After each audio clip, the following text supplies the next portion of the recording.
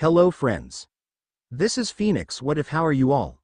So in this video, we will see what if Naruto started new life as a devil god. But before we start, if you want more amazing stuff like this, then be sure to subscribe to our channel and like this video. Also, if possible, share this video with your friends. Now, without wasting any more time, let's begin the story. The sounds of sirens were blaring as people stared at the body that was laying on the ground. Broken glasses, traces of small bits of blood surrounded the body. People could only whisper as they stared at the broken youth on the floor. The crowd could only watch as the life slowly faded away from the blonde-haired youth. But the noise fell on deaf ears as the teenage male stared into the empty sky above him.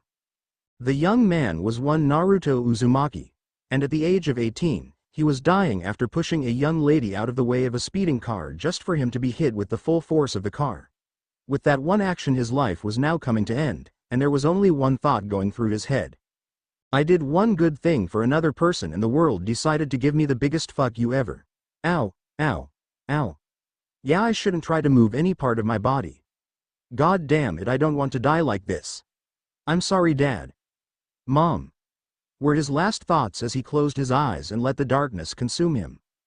The next day, *ring*, the sound of an alarm clock rang throughout the room as a lone figure laid in the bed. The person moved his hand and shut off the alarm clock. Without trying to move, the person stayed in bed, not wanting to move out of the warm embrace of his mattress.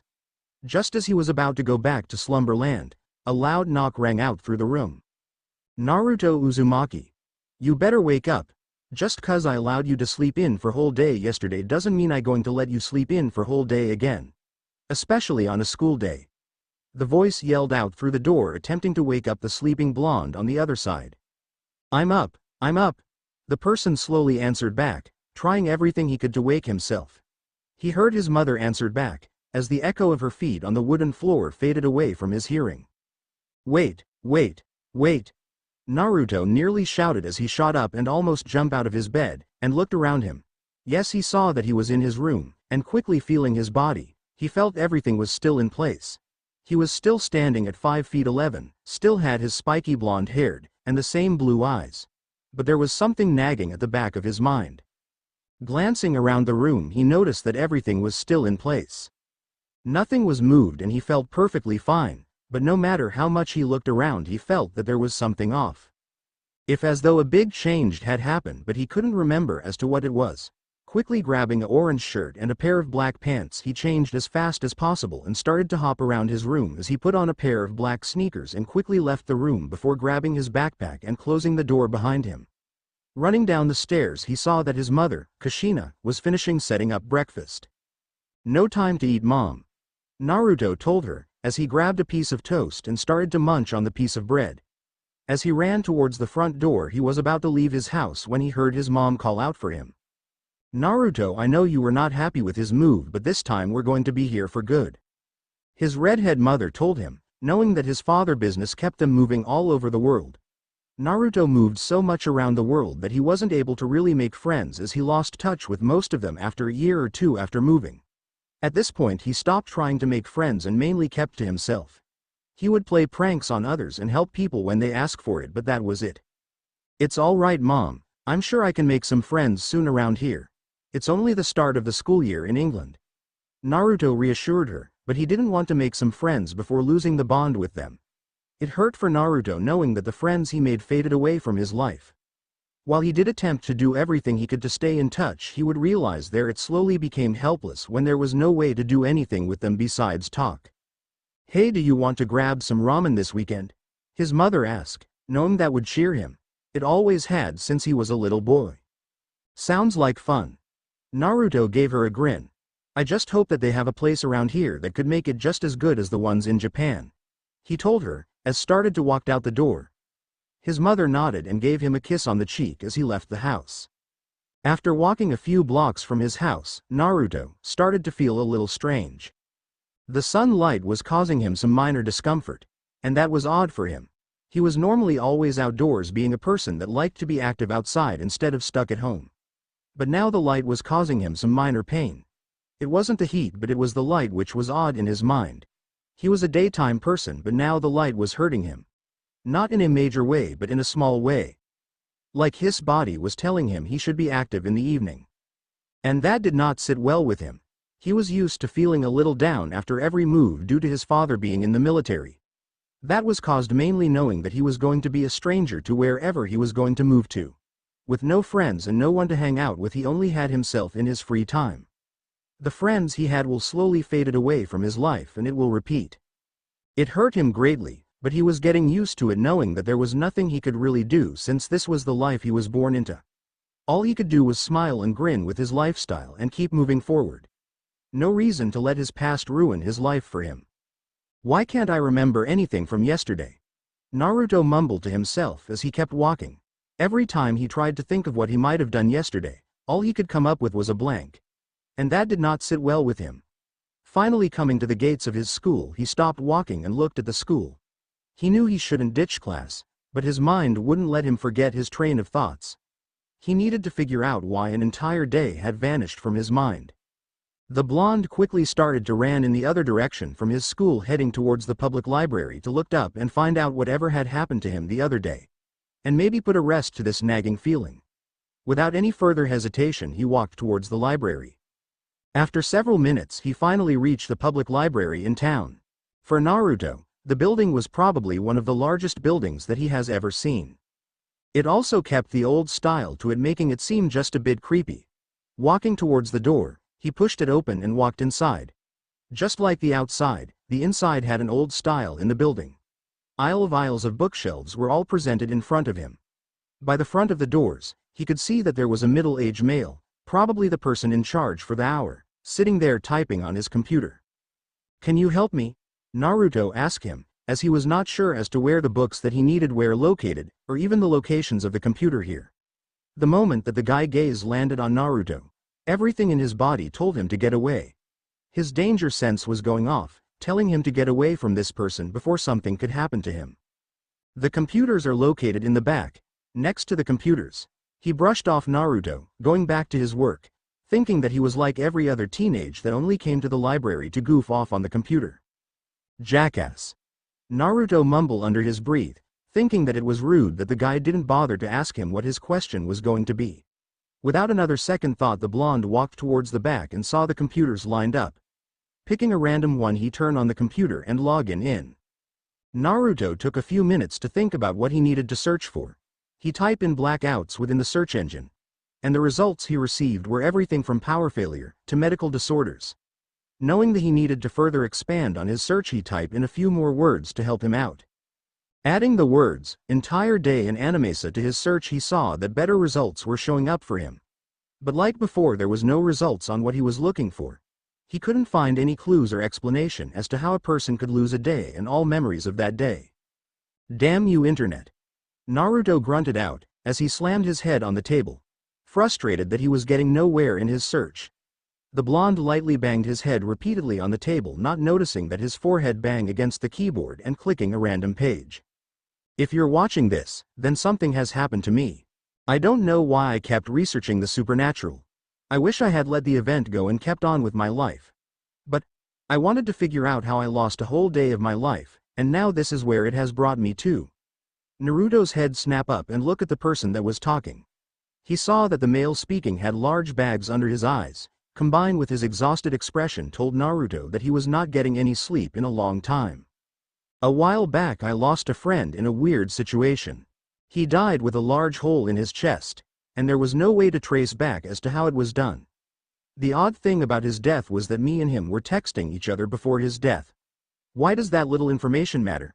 That conservation happened on the day I lost. And in those text messages he claims to have seen a person with wings flying around town. That the wings looked to be as black as the dark sky. The man rubbed his temples before he looked at the camera. After that the conservation ends and the entire day was forgotten. Shortly after that I had lost almost a week of memories. But I had written my past week in a private journal. When I look into this journal, this is what I had written. A woman by the name of Gabriel has transferred to my college. Her beauty seems to be almost unnatural, almost unobtainable by human standards. Her first action was to come to me and tell me that my friend had a strong belief in God and that he was now in his embrace. How does she know my friend, and why did she speak to me out of everyone? Why did she speak about God like she was his kid? And how come after a few days no one has any memories of her, and neither do I? After I had read my journal, I search around town trying to find any clues about a woman by the name of Gabriel. While looking for clues, I came across the strangest of sights. I saw a man in the sky with black wings. He had 2 sets of wings on his back, but I was not sure if I was just seeing things. As I stared in awe, a feather hit me in the face, proving to me that what I saw was real, and I was scared. Several days after I had done everything to make my home evil-proof. My bedroom had every inch covered in crosses to ensure that no evil would enter. I even was able to find a doorknob that was made by holy metal that was blessed by the Pope. But on one night something happened. I will show you the footage outside of my room of the night. A video started to play, showing the door to his bedroom. Everything was in place, nothing seemed to be ruined. Then footage was fast forward till it showed 1:27 a.m. in the morning. As the film went on, it suddenly went into static for a few seconds before returning back to normal. Once it returned, the hall had a vase knock over and the doorknob seemed to have melted halfway.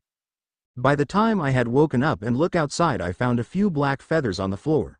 I don't know what I had stumbled upon, but I am living in fear. Afraid that my life is getting closer and closer to the end. Maybe if. What are you watching? Naruto nearly jumped out of his seat but was able to keep himself in. He looked up and saw that it was the same creepy librarian had sneaked up on him. A large grin formed on his face as he eyed Naruto. Some random video. Naruto uneasily answered, not sure if he should trust the man in front of him. The man looked over Naruto's shoulder and gave out a large chuckle. Oh, I remember that guy on the news. He was some lunatic that thought devils were real before they found him dead in his home with a large hole in his chest. They never could find his killer. The man laughed for a few seconds before turning his gaze back to Naruto. Piece of advice, kid. Only the crazy believe in this stuff. Just walk away from it. Even knowing that the man in front of him was trying to be friendly towards the blonde. Every fiber in Naruto's being was telling him to get away from this weird librarian. That he was not a person to mess with. Yeah, I will listen to you.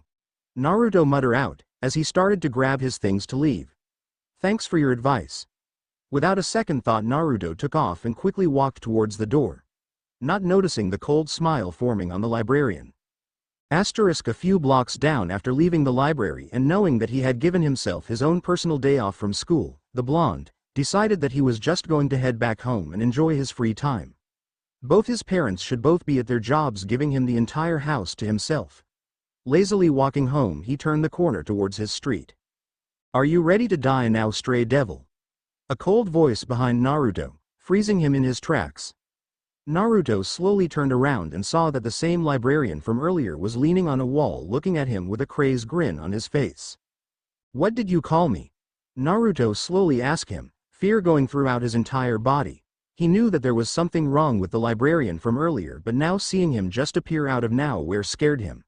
That was a feat of its own. Nothing has even scared the blonde, but this one man just had a strange aura around him that just made Naruto lose his courage. A devil. A stray one at that. Where is your master, young devil? He slowly walked up to Naruto. Just as he was in arm's length of the blonde, a fist came crashing into his jaw, knocking the librarian back a step. You damn devil. He wiped the blood of his chin, surprised that the blonde drew blood from him, but smiled seeing that Naruto had yet to run from him. Happy at the thought the blonde was not going to make him give chase. He hated chasing devils across the town and then needing to erase people's memories if they caught a glimpse of anything. He eyed the blonde before giving him a smirk. 2 sets of wings appear behind the mon's back. What caught Naruto's attention was not only did they just appear, but they were black as night. Watching the blonde, he went into the sky before bringing his hand out. Naruto, staying on the defense, waited for his to make his next move. Even though his body was telling him to move, he couldn't bring himself to do so. Even after light started to form in his hand and started to take form. Die. After saying that one simple word, a spear made of blue light quickly soared towards the blonde. Naruto could only stare in awe as the spear made its way towards him. Just as it was a few inches away from, a blue wall went around Naruto. The wall not only stopped the spear from hitting the blonde, but it started to form a dome around him. Damn, I thought he was a stray. The fallen angel said to himself, as he looked down at the blonde. Why did you attack my rook? A cold voice drawing the attention of the two. They both turned their attention to the source of the sound and saw a young woman was walking towards the both of them. What really caught Naruto's attention was the silver long hair she had and the glasses that she wore. "I will introduce myself to you. I am Sikvera Agaras and I demanded to know why did you attack my rook fallen angel." Sikvera was not in a pleasant mood. Since the start of the week she was not very happy with everything that was going on with her life. No, she had decided that she needed to do a peerage scouting mission in the human world. She had high hopes that somehow some way she would find someone that would be one of a kind member. A person that would have the nobles talk about her. A person that will put her in the spotlight. And yet her newest piece had yet to do anything that has been even remotely impressive. And to prove her right, he somehow started a fight with a fallen angel. Well, a fight broke out between the both of them. Before the fallen angel could begin his assault on her new servant, she was able to stop the attack from making contact. And now here she was staring down the fallen angel, with pure hatred in her eyes towards this enemy. "Why are you attacking my servant, fallen angel?" Sikvera's voice was as cold as steel. Her glare getting colder and colder towards the fallen angel. Her fist clutched to her sides as she readied herself for his next movements. "I am sorry, Malady. I had thought he was a stray devil that had run away from his master. One that was free game to get hunt down and kill," he calmly told her, hoping that his words would stop her from attacking him. "Know your place, fallen angel," she shouted at him, before she turned her back on him facing her new rook. She didn't want to continue her conversation with the fallen angel, as she felt that it was below her. Don't get her wrong, she had no real hatred against the fallen angels, holy angels. That did not mean that she was going calm whenever one of her peerage was being attacked by the enemy. "I understand, devil. I will know." His eyes widened as he stared at all the magic runes that appeared all around him. All the magic runes surrounded his body, with no chance to escape. He looked at the young silver-haired devil below him. "I said to know your place," she coldly told him, not bothering to face him. She could feel his gaze on her and how fear was rolling off his body. The fallen angel head moved back and forth trying to find a way to escape. But he knew that it was helpless. The power radiating from the runes were just too great. Naruto could only stare in shock with the scene playing out in front of him. The blonde was not sure if he was in some bad dream, or waking up into a new world filled with new mystery and danger. While he was not one that had a great belief in the supernatural, he did have some belief that the world had supernatural truth in it. He just had to wait and see what will happen now. Without giving her enemy a second glance, Sikvera unleashed her attack. Coming out of the multiple runes, spears of ice came forth, piercing the fallen angel body without mercy. Blood splatter as the body slowly fell to the ground before vanishing into dust. With that out of the way, Sikvera turned her attention to her new servant. Her eyes locked on the blonde, his shocked expression plaster all over his face. But she will give him points on his courage. He hasn't run away yet, even after seeing someone get killed in front of his eyes. Calmly walking to him, she could see that his fists were clutched, and his body was ready to take action if she attempted anything. Not that she was going to, but it was good for him to understand he was in a war zone. "Can we go to your home to talk about what had happened?" she asked him, feeling that everything that needed to be discussed about. Naruto stared into her gray eyes and nodded his head. But for some odd reason he felt safety coming from her. A feeling like something in his mind was telling him that she was not going to harm him. Not trusting his voice, Naruto nodded his head as he started to lead her to his home. After coming home and one long explanation later. "So you're telling me not only did I die but I was also turned into a devil afterwards, and am now one your servants bind to you for as long as I live, while being involved in a long power struggle between three groups. Did I get that right?" Naruto asked the silvered-haired beauty sitting in front of him, on his bed, while he sat in a chair across from her. She nodded her head, keeping a stone-cold expression on her face as she looked at her new servant. "Like hell I will believe that." The blonde shot out of his seat and pointed his finger at the woman in front of him. She raised her eyebrow at his actions and could only stare at him dumbfounded. It's no secret that when people are revived that some could not quickly adjust towards all the new information. Even some refused to believe the supernatural until they were put into a life and death situation. "Why is that so hard to believe?" she calmly asked him, not sure about what he was finding hard to grasp. Maybe becoming a devil, or being a servant. Pushing her glasses up the bridge of her nose as she readjusted them on her face. She quietly stood up and walked towards him. "You want proof?" She looked into his eyes waiting for his response. He nodded his head, firm on his belief that he was disillusioned. That somehow everyone was playing a large joke on him. She looked into his eyes and gave him a slight nod of the head, before a pair of draconic wings sprouted from her back. Is that enough proof? She asked him with a large smirk on her face. Naruto could only stare at the wings in astonishment. The blonde felt that there was only one way to truly make sure that the wings were real and not some big elaborate plan. He walked behind her. Before she could open her mouth to ask what he was doing, he lifted her dress up. Kya! Her loud scream filled the house, followed by a loud smack and a louder thump as someone fell to the floor. Why the fell would you lift my dress up? Sikvera shouted at him, a large blush on her face as her wings vanished.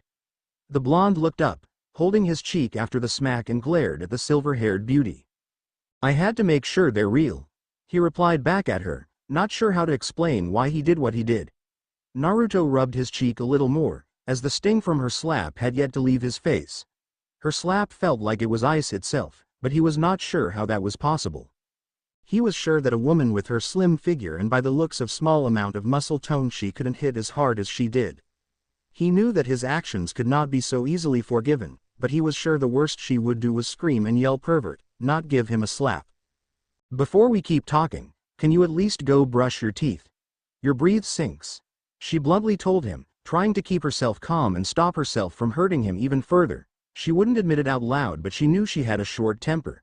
And something in the back of her mind was telling her that she would end up yelling and fighting more with the blonde before they could really discuss the past events. Naruto gave her a light glare before hopping to his feet and walking to the bathroom. With him out of eyesight, she took a deep breath and tried to regain her calmness. Exhaling, she took a quick glance over his room to see if there was anything in the room she could relate to. A couple of posters were stuck on the wall. Walking around, she came to a stop as she looked over his shelf. On his shelf was the box set for Gundam Wing, along with its movie counterpart Endless Waltz. A large smile formed on her face at seeing the mecha anime in his collection. Yes, she loved mecha anime, and was not afraid to admit. It's one of the few things that she and a red-haired devil living in Japan could be civil about. Sorry about not brushing my teeth and giving you a smell of bad breath, a voice said behind her.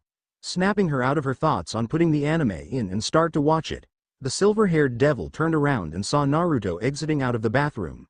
She smiled a bit, happy that he at least will follow some directions. Can we finally talk about this whole problem being your servant? Naruto asked her, as he took a seat across from her. She was surprised that he still wanted to talk about being turned into a devil again. She thought they were past this. What is there to talk about? She raised an eyebrow at him, hoping that they were going to finally end this conversation. Is there a way for you to release me from being your servant? Sikveria was not surprised with that question. That question was one of the most common questions that devils were always asked, but there was only one answer for it. The only way you can leave my peerage is if you level up your status as a devil in the underworld. But even that might take years to do. The blonde let out a sigh and started to rub his temple, trying to regain himself. Just great. All I wanted in life is a normal life. Maybe my parents stopped moving around the world as much. Not being turned into a devil and someone's slave. Naruto angrily mumbled to himself, not believing how messed up his life has become. Naruto could hear the light shuffling of footsteps moving around him. A delicate finger brought his chin up and made him look up. Blue eyes stared into gray eyes. I want to know why it cost me my mutation rook piece to revive you. She asked him. Naruto stared into her eyes for a second longer before he gently moved her hand away from his face. While a part of him was still angry that he was stuck being a servant, or a slave in his mind, he was not sure what she meant by her question. You want to know why it cost you so much to turn me into a devil? Why it cost you so much to turn someone into your servant for life? What the hell makes you think that it cost you anything to turn someone into a devil? I didn't ask to become a monster. A freak of natural? Naruto yelled out her, his feelings were coming back to him full force.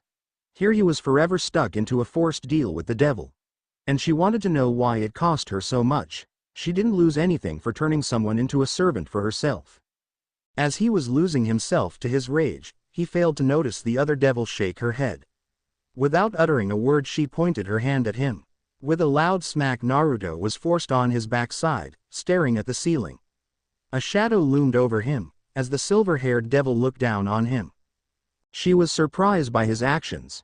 He kept getting angry every time him being turned a devil was brought up, and while it was normal for most to be angry at being turned into a devil and learn to accept it, he was not getting any closer to accepting it.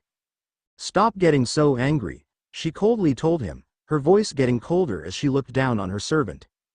"If I had known that you were going to act like a child and keep thinking about yourself in this whole ordeal, I would have left you dead." "Is that what you wanted? You dead as your parents cry over the loss of the only son? That their tears, no matter how much are spilled, will bring their dead son back?" Naruto's eyes widened at her statement. This entire time he only thought of himself. He never thought of how his parents would take the news that their kid had died. Thinking of them and how much they would have cried calmed him down. "Okay. I will stop acting like a big baby now." Sikvera smiled at him. Now she was getting somewhere with him. "Can you get off me now?" She looked at him, wondering why he wanted her to get off. "Not till you answer my question." I will try to answer it, but I am just trying to let you know that I can see your panties from down here." A sharp kick was quickly followed after his little speech. Sikvera's face had a bright red tint on her face, as the blonde sat up and rubbed his side. He was just being truthful.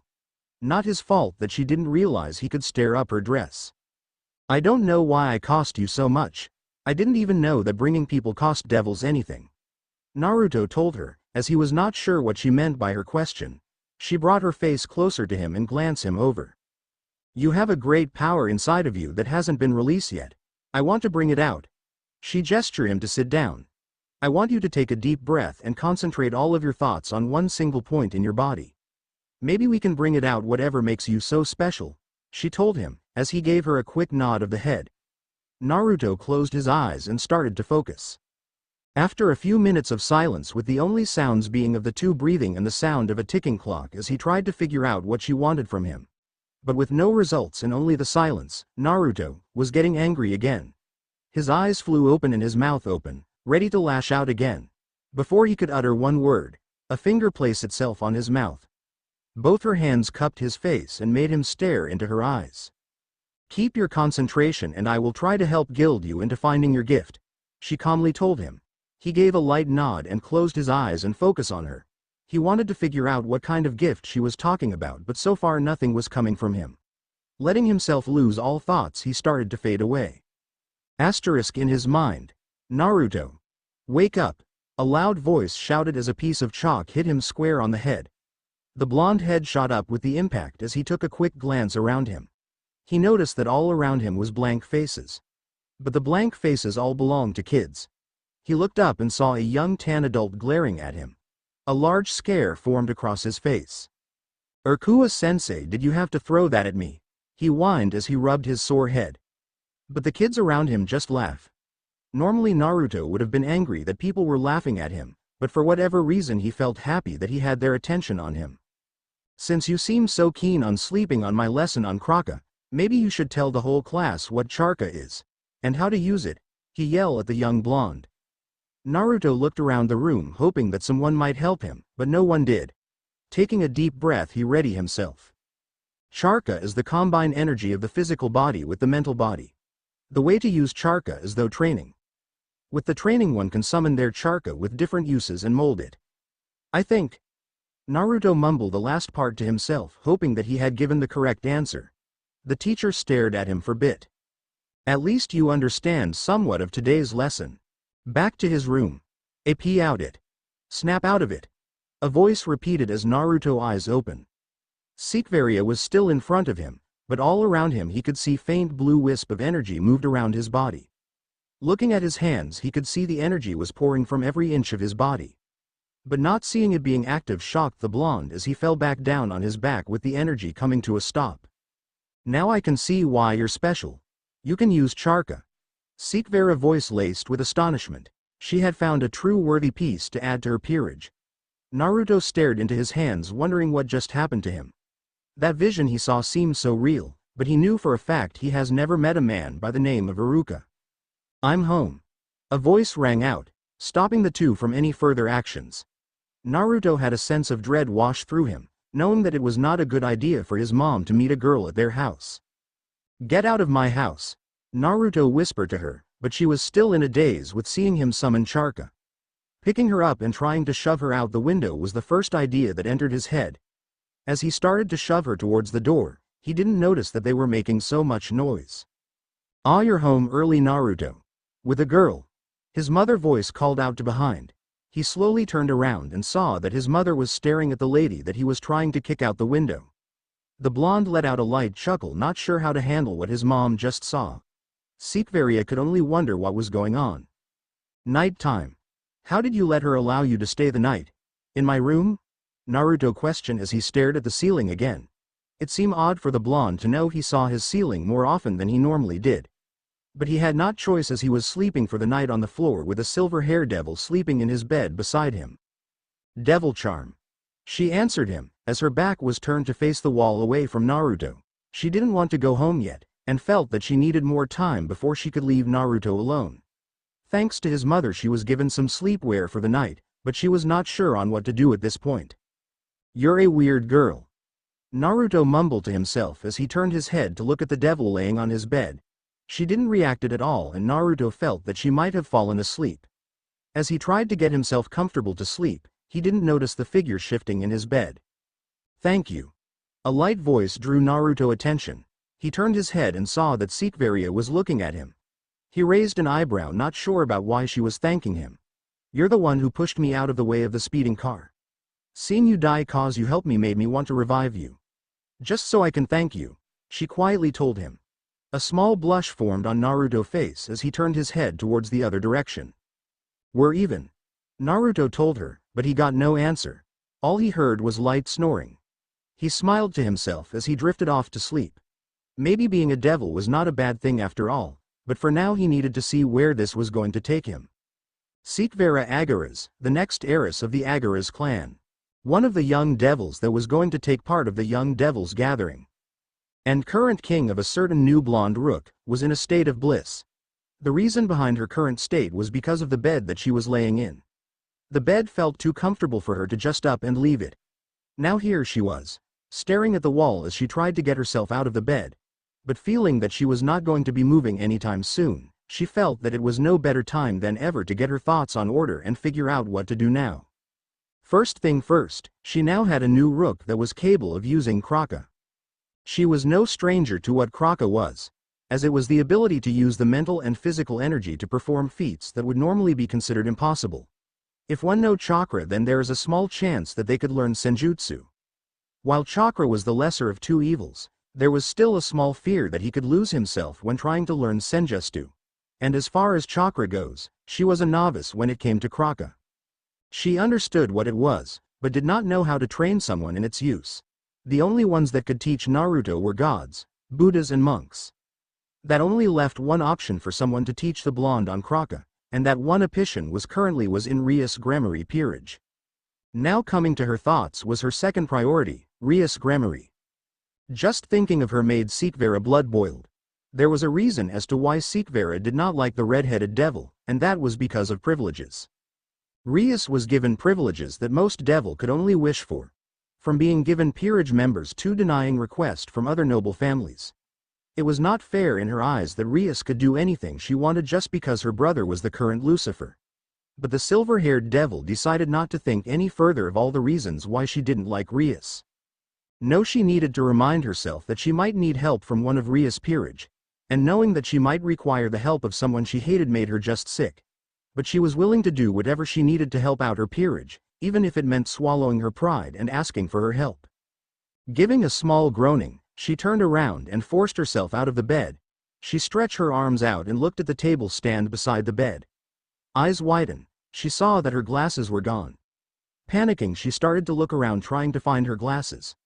Not on the stand, nor on the floor. She fell to the floor and began searching on her hands and knees hoping to find her glasses. And yet she still couldn't find her glasses. "Oh, you're awake." A surprise voice called out behind her. Turning her head to look behind her and squinting her eyes to try and get a better look at who was talking to her, all she could make out was a mop of blonde hair. But that was all that she could make out of him. "Are you looking for your glasses?" Naruto asked, seeing the state that she was in. It was funny seeing her on her hands and knees in such a disarray state. She nodded her head as she scrambled around trying to find it. "Here." Naruto offered her the item that was in his hand, as he stood in front of her. She looked up and saw that in his hand were her glasses. Quickly snatching them out of his hand, she put them on. Once her vision went back to normal, she took a quick glance at her new servant. She saw that there was a towel around his neck, and her clothes tucked to his side. "I smudged your glasses when I woke up, so I cleaned them," Naruto quickly explained. He saw her expression and knew that she wanted to know why her glasses were with him. "And my mom decided to wash your clothes," Naruto informed her. She nodded her head and stood on her feet. She grabbed her clothes out of his hands and started to walk towards the door. "Are you going to school today?" she asked him, not sure how she was going to break the next part of news on him. She knew that he was not going to like the next piece of information she was about to give him about being in her peerage. "Yeah." "Why?" Naruto asked, not sure as to why she would be asking him that. He was not sure if Sekvera had to go to school, 'cause she was a devil. But even if he was turned into a devil, that didn't mean that he could keep skipping classes. "Well, I need you to act like you're going to school. After today you will no longer be attending your normal school."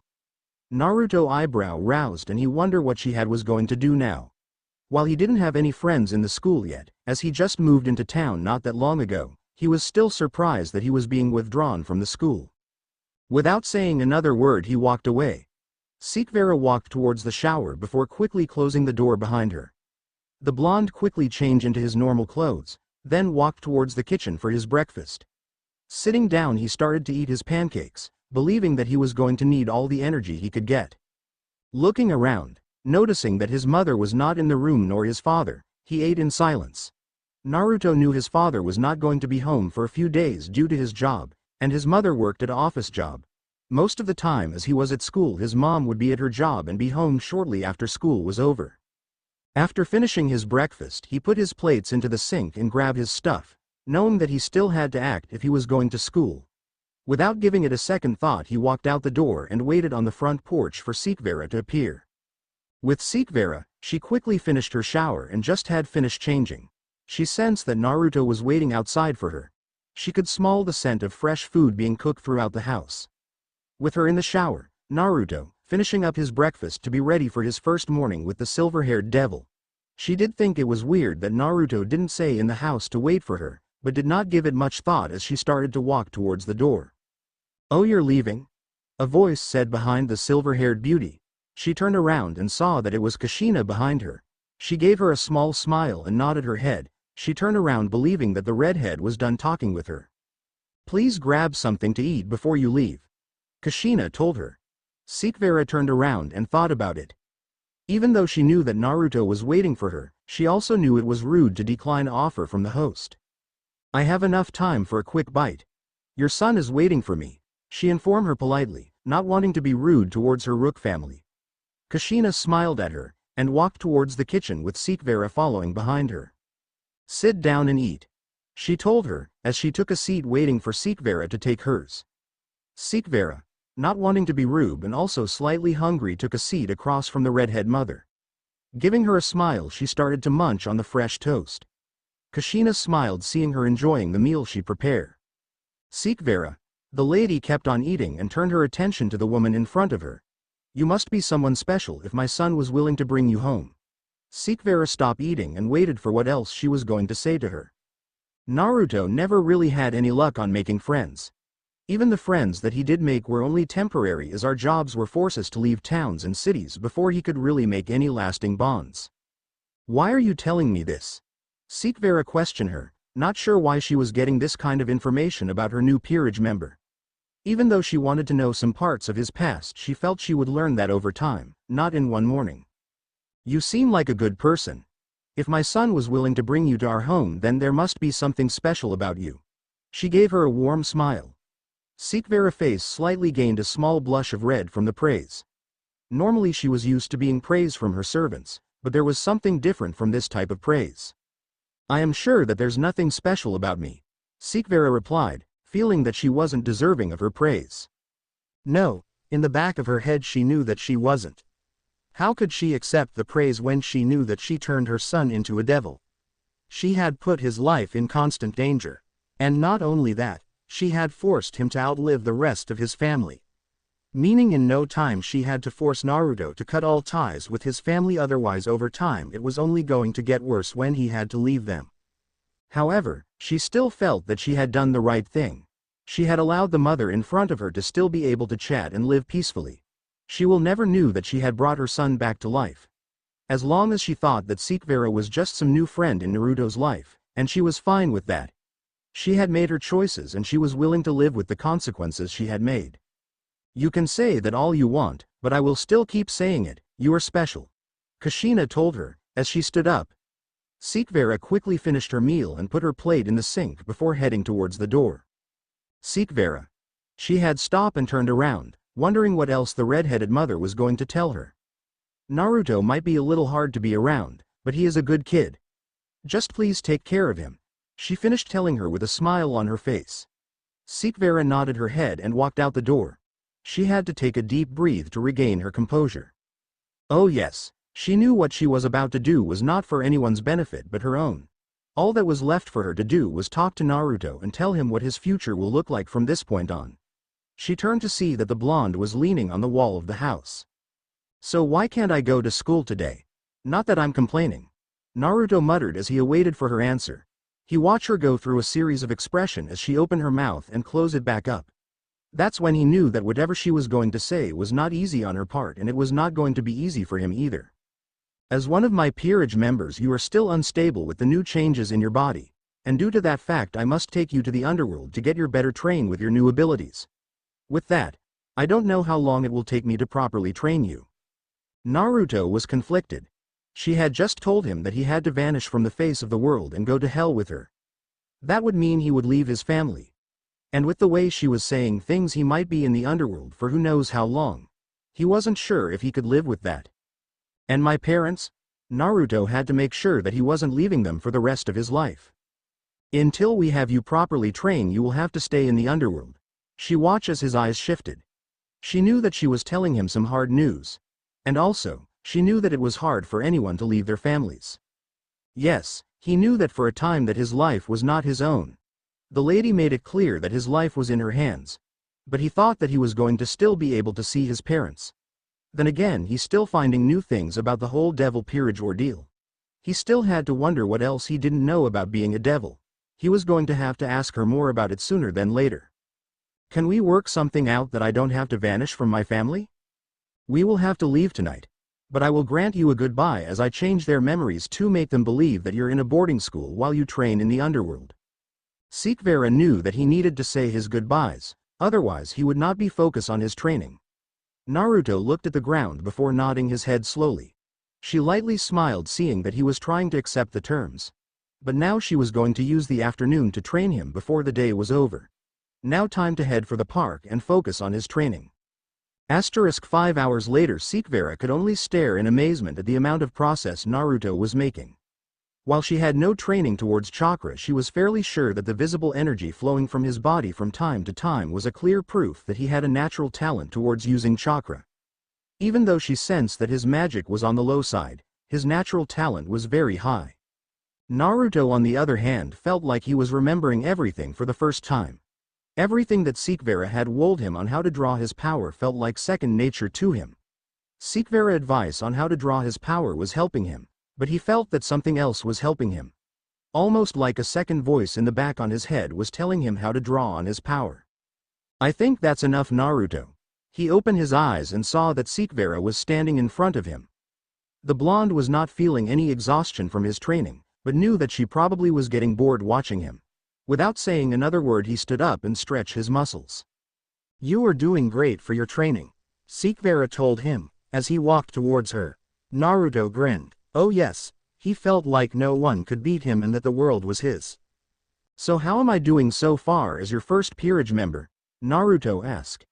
Sekvera giggled at his question, making him raise his eyebrow. He was sure that he was the only member she had. Well, she hasn't said anything about there being others. What's so funny? You're not right about being my first member. Well, you are my first rook, but not the first of my peerage. That surprised the blonde. But he had to shrug it off.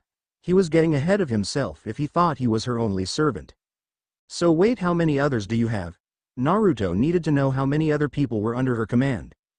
The silver-haired beauty smiled at him, happy that he was asking more about the peerage system. I have 4 pawns, 1 knight, 2 bishops and last but not least 1 queen. That's not including you. She was happy to have found so many people to join her, and so close to having a full set.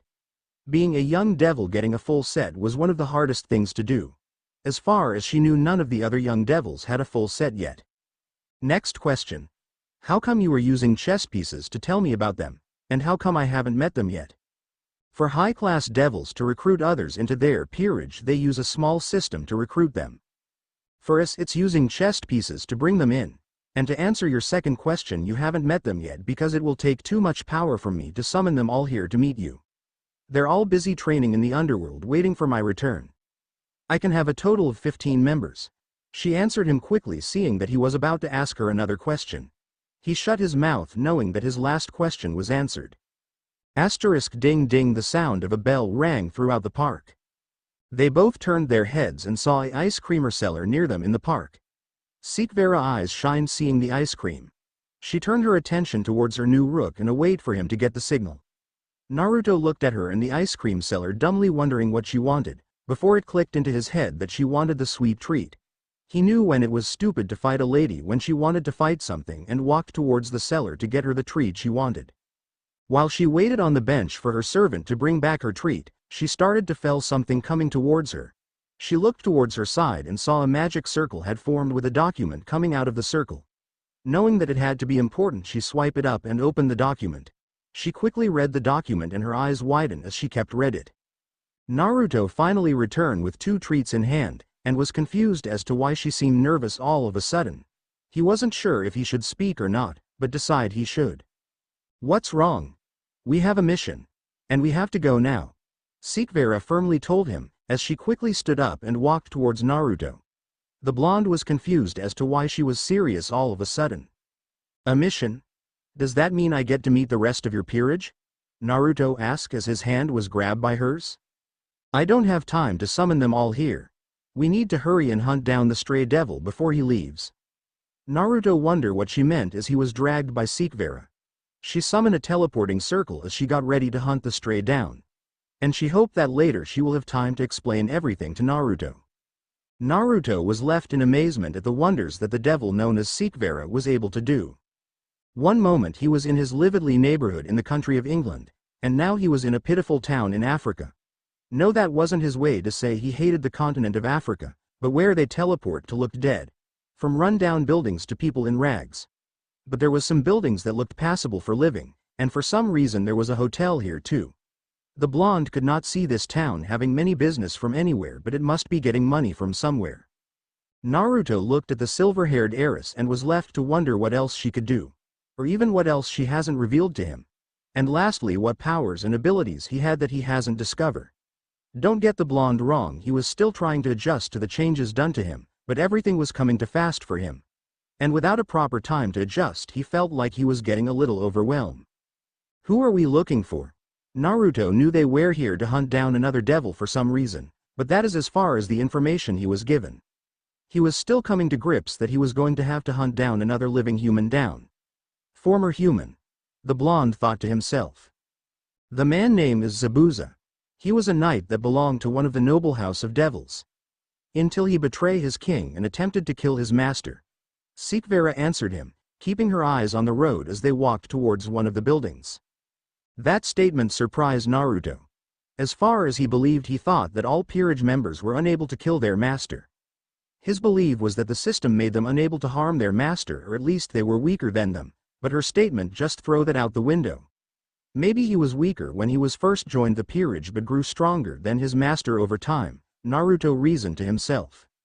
We will be staying in that hotel. Sikvera told him, pointing towards the decent-looking building. Naruto nodded his head. But now he had to wonder what they were supposed to do now. He didn't know how this man looked like, let alone where he might be hiding right now. Maybe he should ask Sikvera on what to do. You try and find some useful information on Zabuza. Sikvera started to walk towards the hotel, before coming to a stop. I will do the same to ensure that we will and can find him, Naruto. When I find the right information, we will begin the mission. She told the blonde, giving him the orders he needed to follow. The blonde devil wanted to ask her a few questions, but nothing would come out of his mouth. For whatever reason he couldn't form the words, and he wasn't sure if it had to do a real mission with lives on the line, or if he was trying to adjust to this lifestyle. Now he kept his mouth shut as the silver-haired woman walked away from his view. Once she was out of sight, the blonde let out a long sigh of breath and looked around. He knew that he stood out for many reasons. The big one was just his general appearance, where his clothes didn't even match the rest of the people. And from the looks of it, the people around him were talking about him, whispering and mumbling among each other as they tried to avoid his gaze. And Naruto knew he would have little to no success on finding information about the stray devil. Thinking about it now, the blonde was left to wonder why his king would send him on his own when he had no training on locating a stray. Sikvera seemed to have been in a rush and didn't give him proper guidance on what to do. Not who to track down, not to watch out for, or even if he was supposed to do anything worthwhile. He knew nothing, and that was just sad for the blonde. With that knowledge, he took a glance around him to figure out what he could do. People walking away from him when they saw him looking around. There was nothing for him to do. Just as he was about to weep in his sorrow of being useless for the moment, something bright had caught his attention. Walking towards it, he was surprised to find a large pool of water. Looking around the river, he was surprised to see many boats were in the water fishing. And judging by their looks, they were being successful on catching the fish. The sight of the sparkling water calmed down Naruto a bit. It set his mind at ease as he looked at the river. With all the quick changes going all around him, the calming sight of the river gave him the moment he truly needed to think about his new life as a devil. As far as the newly turned devil knew, he had yet to give up anything important. Yes, he knew that some of his freedom was taken from him, and now he had to serve Sikvera for maybe the rest of his life. Yet, he was brought back to life because of that. But that did show that Sikvera had a heart. He can't say for sure if she was good or a bad person. Only time would tell him. And speaking of time, how long could he hide it from his family that he was turned into a devil? More importantly, how was he going to be able to tell them he is a devil?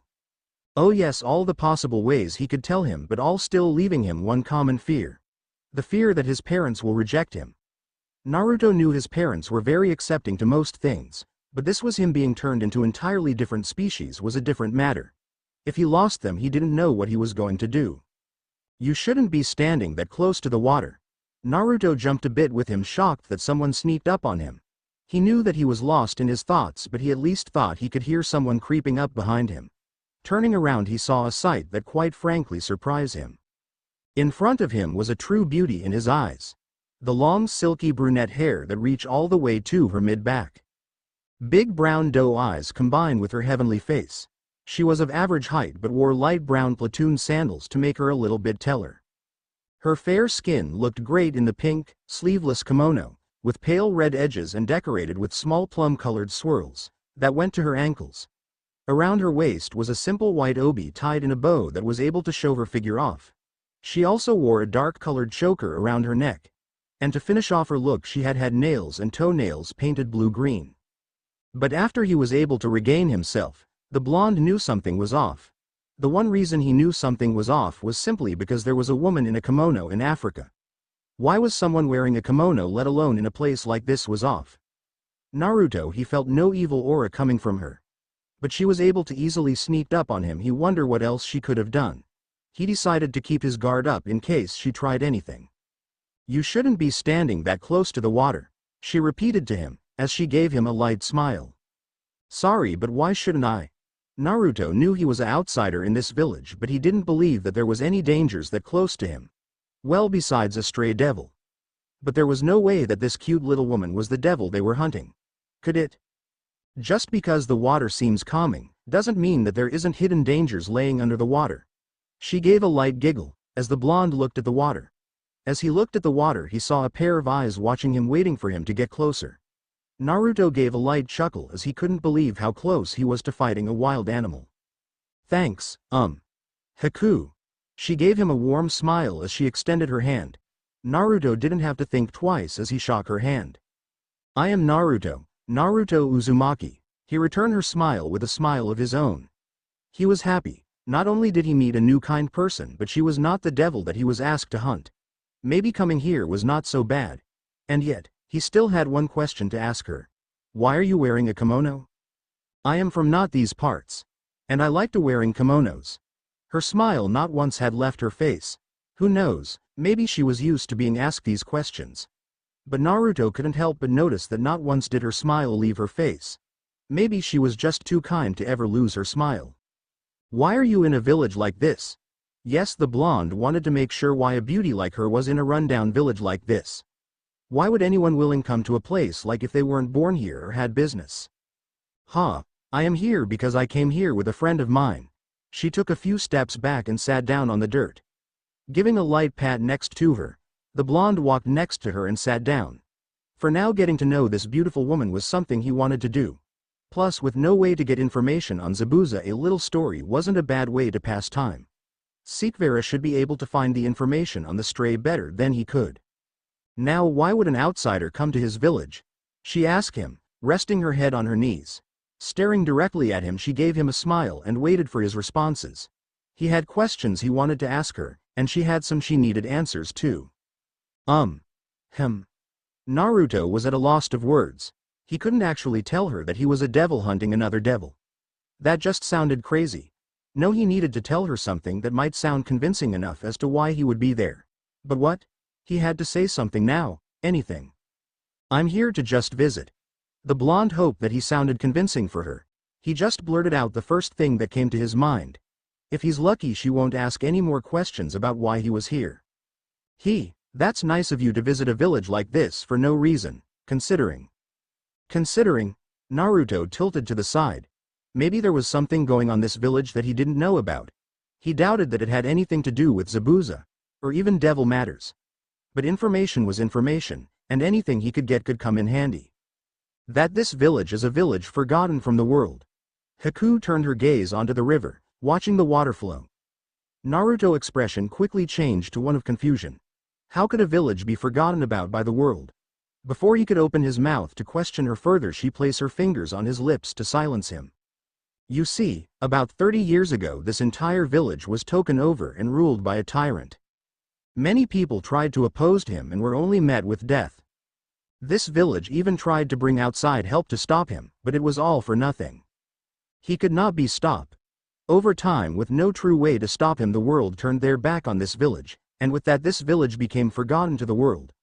Naruto took a quick glance around to see what she was talking about. Yes, he can see why no one would willing come to a village like this with all the rundown buildings, and some questionable people. But besides that, he could see the people were happily chatting with each other without a worry in the world. What changed it? A true hero showed up a year ago and overthrown the tyrant. Haku stared deeply into the river. A flow of memories flashing through her eyes. A larger smile forming on her face. Naruto came to the thought that she was born in this village during that tyrant reign. He showed up and with his blade retook this village. All of the men under the tyrant tried to defeat him, but they were no match for his skills. Even though he was unable to kill that man, he was still able to reclaim this village and give the people back their hope. What was the hero's name? Naruto was intrigued about the hero of her story. It was nice to know that there was still kind people left in the world. His name is Zabuza. Naruto's eyes widened. He couldn't believe what he just heard. The devil he was hunting for was the actual hero of this village. But why would a devil take the time to save a dying village from a tyrant? Shouldn't a devil only do anything in return for themselves? He was happy that he was given some information on the devil they were hunting. Asterisk with Sikvera asterisk. The location of Zabuza is unknown. A dazed man said as the silver-haired beauty eyes glowed. Sikvera had just finished interrogate a citizen and he had good information on the stray.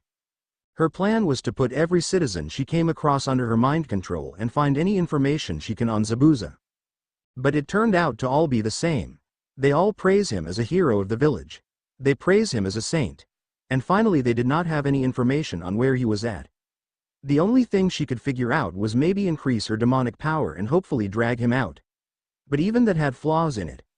The main one would be that she was calling him out to her and leaving her up to an attack. What to do? Another person walked by Sikvera. While she was about to give up on looking for the stray devil for the day, this one man stood out. Instead of the common clothes that she saw everyone was wearing, he was dressed fancier. And trusting in her instincts, she went to interrogate him. Quickly catching him up, she tapped his shoulder. Within a moment he turned around and faced the young lady. The moment their eyes locked was the moment she put him under her charm. Within seconds he was giving her the information she had needed. Giving herself a nod, she started to walk away from him. Ensuring that the memories of their account were all gone from his mind, she started to plan her next plan of actions. Maybe a sneak attack on him would work. Or she could call him out and demand a duel. He was only middle-class devil before he became a stray devil.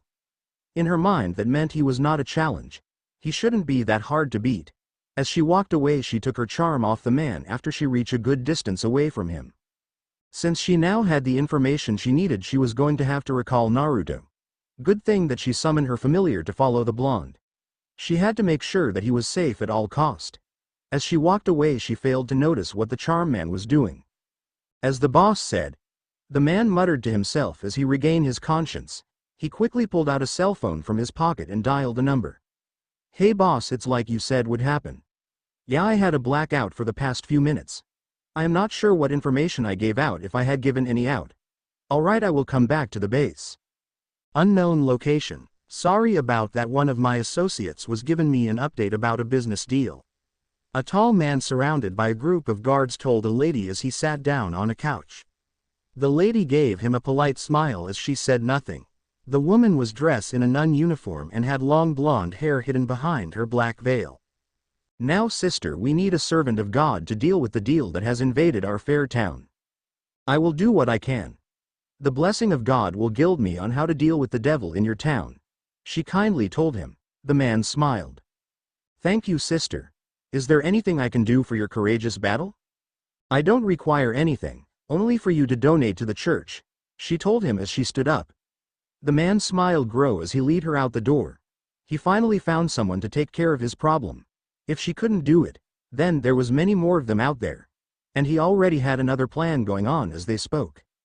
"May I ask you something? Why do you want to become strong?" Haku asked the blonde. Naruto stared at the lady in front of him, wondering what she had meant. That was an odd question for the blonde. Not only was that brought out of the blue, but why would she ask him that? He had no reason to become strong. He didn't want to become strong simply because he was a devil. He didn't want to become strong because Sikvera had told him to do so. But why did it seem like something in the deep part of his mind was telling him he had to become strong, almost a nagging feeling in the back of his mind? "I don't think I have any reason to become strong," taking a deep breath to calm himself. "Why do you ask?" The blonde, while clueless, still needed to figure out why the woman asked him that one question. He could have told her his favorite food, his favorite color, and so much more with no problem. But why he wanted to become strong, he had no answer for her. "I enjoy hearing people's reasons as to why they want to get strong. I enjoy hearing people's reasons from wanting to protect others, to simply being strong for the sake of being strong." Haku gave him a warm smile. "And what do you think makes a person strong?" "I believe that someone can only become strong if they wish to protect someone. As long as they have that, then there are no limits on how strong a person can become." Naruto could only feel the sincerity from her words. The blonde could not deny that her reason was a valid reason. She had a good reason, but Naruto felt like she had meant more than what she was saying. "As much as I enjoyed our talk, I do believe that it's getting late for the both of us." Haku stood up and dusted herself off. Naruto looked up and noticed that the sun was slowly going down. He was surprised that so much time had passed. "Naruto, I do hope that we can meet again," Haku told him before she walked away. Naruto waved her goodbye as he watched her leave. In a matter of seconds she had vanished from his eyesight, leaving the blonde by himself. Looking around, he noticed that there were less people in the streets. Seeing that there was no longer a reason to be out, he decided to head back to the hotel. Taking a few steps, the new devil started to head to his destination before stopping. His thoughts all came rushing to him once again. He was a devil with no true purpose. He had no desire to become stronger than he was, but knew that if he told Sikvera that she would become upset with him. He didn't care for money or power. Even as a devil he had no true desires, and from what he understood, a devil with no desires was close to useless, even pointless. He wanted to see his parents, but he was going to be forced into the underworld after this trip. His master hadn't really given him a reason as to why he had to go. Only that he had to for his training. That meant for him that he was still going to be able to see his parents, but not freely as he used to. Why was being a devil so complicated? Where was a guidebook on devils when he needed one? Naya. That one sound broke Naruto from his chain of thoughts. Looking down, he noticed that a black cat was rubbing itself on his leg. Reaching for the cat, he lifted it up and took a good look at it. It was just a normal black cat in his eyes. The only thing that stood out was the hazel eyes on the cat. "Hey there, you cutie," Naruto greeted the black cat. The cat seemed to release a greeting of its own as it purred in his hands. The blonde smiled to himself. Well, this cat helped his mood just a little bit. "Sorry, but I don't have any fish for you to eat." Naya.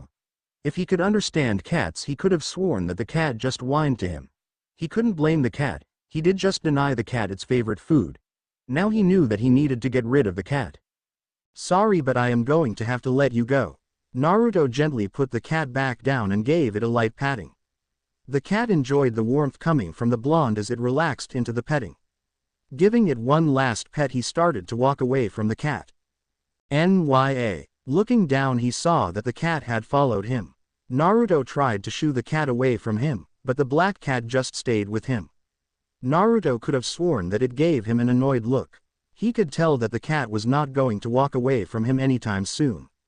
Letting out a sigh, he picked up the cat once again and brought it with him. He saw no true harm of bringing a black cat back with him for now. With Sikvera *, the silver-haired devil was on her way back to the hotel, her thoughts going back and forth between confronting the stray devil and talking to her new servant. She knew that she had to come up with a plan to take him down, or at least capture him, but with her only having a newly reincarnated servant, she had limited strategies that she can use. She still needed more time to train her new peerage member, but since the mission was given, and all missions had to be completed as soon as possible, that left her little time to form a plan. Now she was forced to think of a strategy on the spot, and transporting the rest of her peerage to her location was out of the question since it would alert him to their presence. Yes, she knew that she could have done that before coming, but the issue was bringing her peerage would drain so much energy from her, and then transporting them to Africa would have left her with nothing, and she was not sure if she would be able to regain her strength in time. Still walking to her hotel, she stopped walking and took a deep breath, trying to calm herself down. Suddenly, everything around her seemed to freeze. The air became thick with bloodlust. Every fiber of her being told her to run, but her legs would not move. She honestly felt that her heart might have stopped beating for a moment. She somehow was able to turn her head to look behind her, and what she saw terrified her. Behind her was a tall and noticeably muscular man with pale skin, short spiky black hair, brown eyes, and small eyebrows. He had bandages like a mask over the bottom half of his face. The man that made his presence known was shirtless, with his chest only covered by a belt to which he attached a very large blade. The blade reminded her of a butcher knife, only the size of a human. To finish off his appearance, he had baggy pants with a camouflage style and mimetic wrist warmers extending up to his elbows, with matching leg warmers with his combat boots. The one thing that stood out for her was his eyes. His eyes were cold, nothing but a frozen gaze on her form. His stare was cutting through her, almost as if he was looking at her very core. And even if her mind was telling her to run away, she couldn't bring herself to do so. The fear setting in her, making her body numb, she felt like that she was staring at death itself. Za. Zab. Sikvera was not able to find the words to form a sentence. She was more afraid that the devil was able to sneak up on her without her noticing him. If he wanted to, he could have killed her without her noticing. "I heard you have been looking for me, little girl," his voice deep and gruff, fitting with his image. Sikvera blinked and tried to find her voice. He leaned in closer, now towering over her smaller frame. She did the only action that she felt she could do. She nodded her head, not trusting in her voice. "What family do you come from, little devil?" Maybe she was able to bring up a little bit of courage inside herself, or because she was talking about her family, but she was finally able to find her tongue. "I come from the Agaras family, rank Archduke." She was able to muster up some courage to tell him about her family status, but his presence was still leaving her on the edge. If her father saw her now, he would be greatly disappointed in her. He had her trained to never show fear, but now she was showing one stray devil fear. "I don't care for your rank, little girl." He leaned in closer to her to stare her in the eyes. "Why are you searching for me?" "It's because you're a stray devil. My family has given me orders to bring you back into the underworld and face your crimes." "You still haven't answered my question, girl. Why are you here?" That struck a chord in Sikvera. She was here to hunt him down and bring him in or kill him. That was the orders she was given and she had no choice but to follow them, but she had no true desire to hunt him down. Her father sent the orders and here she was. I am here to bring you in.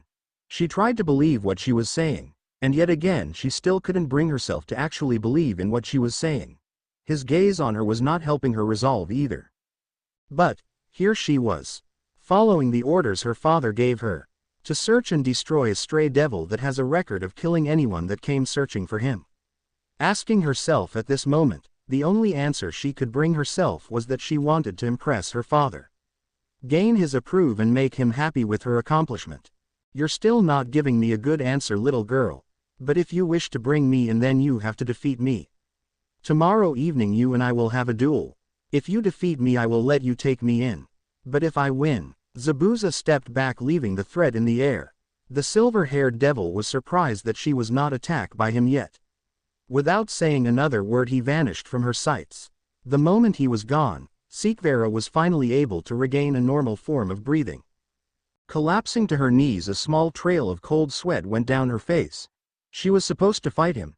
How was she going to face him, let alone defeat him? Within that moment she realized that she was way over her head. She needed to train more. She needed to get Naruto stronger. She hoped that some miracle will happen in the fight to save them. With Naruto. Hey, you're back. Naruto greeted the heiress as she walked into their room. He was currently munching on some fried fish, while the black cat was eating a fish off a small plate. Even though he was not a big fan of fish, food was food. While he would rather have ramen than fish, he took what he could get. The one thing that Naruto noticed when Sikvera walked in was that she seemed to be in a hurry. She looked frightened and a little on the edge. That surprised the blonde since he thought that she was always able to keep herself composed, but whatever happened while she was out had a clear effect on her. Here, Naruto handed her a plate of fried fish. The food was delivered maybe 5 minutes ago, so it should still be warm enough. She took the plate from him and quickly dug in. She needed to eat fast to get his training underway. What is with the cat? She asked him as she tried to make quick conversation with him. She didn't care for the cat, but eating in silence was not something she enjoyed. The cat in question looked at her for a second before going back to its fish. I found the cat in the streets, and the cat didn't want to leave me alone, so I thought, why not, I'll just take care of it for now. Sikvera nodded her head. I am still trying to think of a name for the cat. I know. Neko. Nya. The black cat shook its head, telling him that it didn't agree with the name. Damn. With a snap of his fingers he dismissed the name. Quickly finishing the rest of her fish, Sikvera put the plate aside and faced the blonde. She knew she had no real time to waste and needed to tell him what they had to do. I met Zabuza. That caused Naruto to stop eating and face his king. The blonde had mixed feelings about the stray devil, and now he knew that they were going to have to finish their hunt for him. But from the stories he was told, the devil was a good man. We have a duel with him tomorrow evening. Naruto slowly nodded his head. He had a feeling that he was not going to like where this was going. But there was nothing about being a devil he liked so far. He had to hunt people, he had to become stronger for someone else, and he had no true free will of his own. Now what did she have to say to him to make him hate being a devil even further? I am going to have to get you some training before we face him. After you're done eating we will start your training, she informed him. Now she waited for his response. Do we really have to hunt him down? Naruto asked her, hoping that there was some way that they could just walk away from this stray devil. Maybe just leave and say they faced him, who would know? It's our duty to bring the stray in, Sikvera firmly told him, repeating the same words she was told since she was young. While she wanted to leave the area and have someone else take on the stray devil, she knew that it would bring some shame to her family, and like everything else she was raised to never bring shame to them no matter what. I kind of get that, but I heard stories about Zabuza. To the people in this village he is their hero. He saved them from an evil tyrant. He can't be that evil. Naruto wanted to avoid the conflict. He also didn't want to risk his life for a pointless battle. He still killed his master. No matter what good he has done, his past actions cannot be forgiven. A little trace of anger was starting to lace in her words. So that's it. Once you become a stray, you're forever hunted down till that person is killed. You're condemned for the rest of your life to look over your shoulder till you die. You don't even get a trial. He was starting to get angry. He couldn't believe how devils were just so easy to kill one another.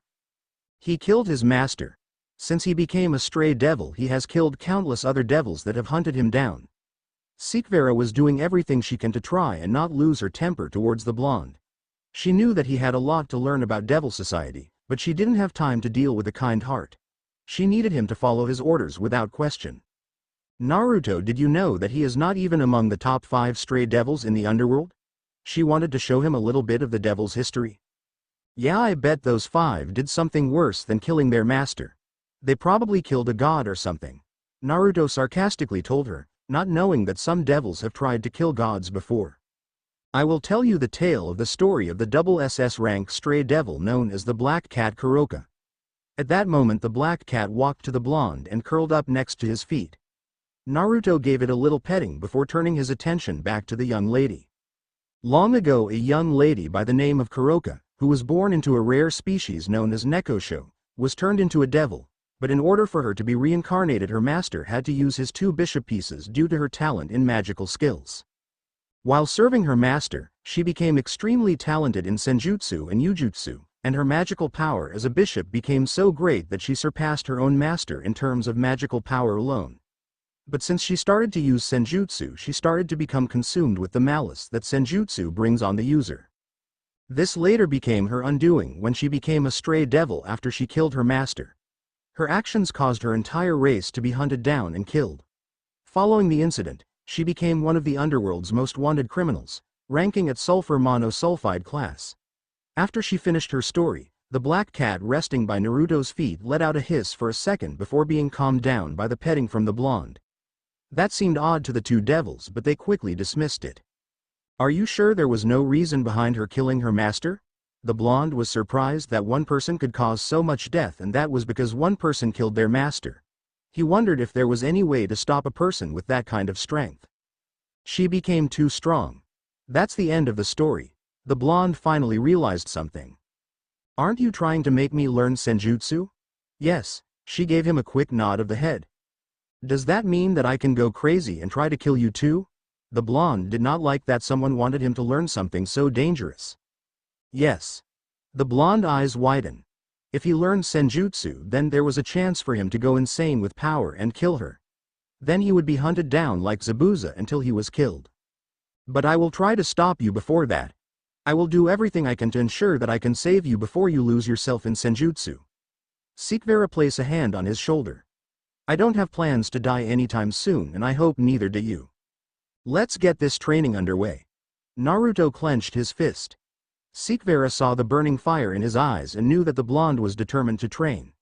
She smiled, knowing that at least the blonde was starting to slowly understand that there was more to devils than meets the eye.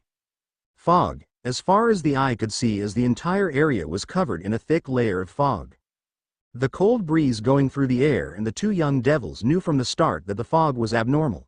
Sikvera had a guess that the fog was created by Zabuza to ensure that everyone stayed in their homes so they wouldn't get caught in their battle.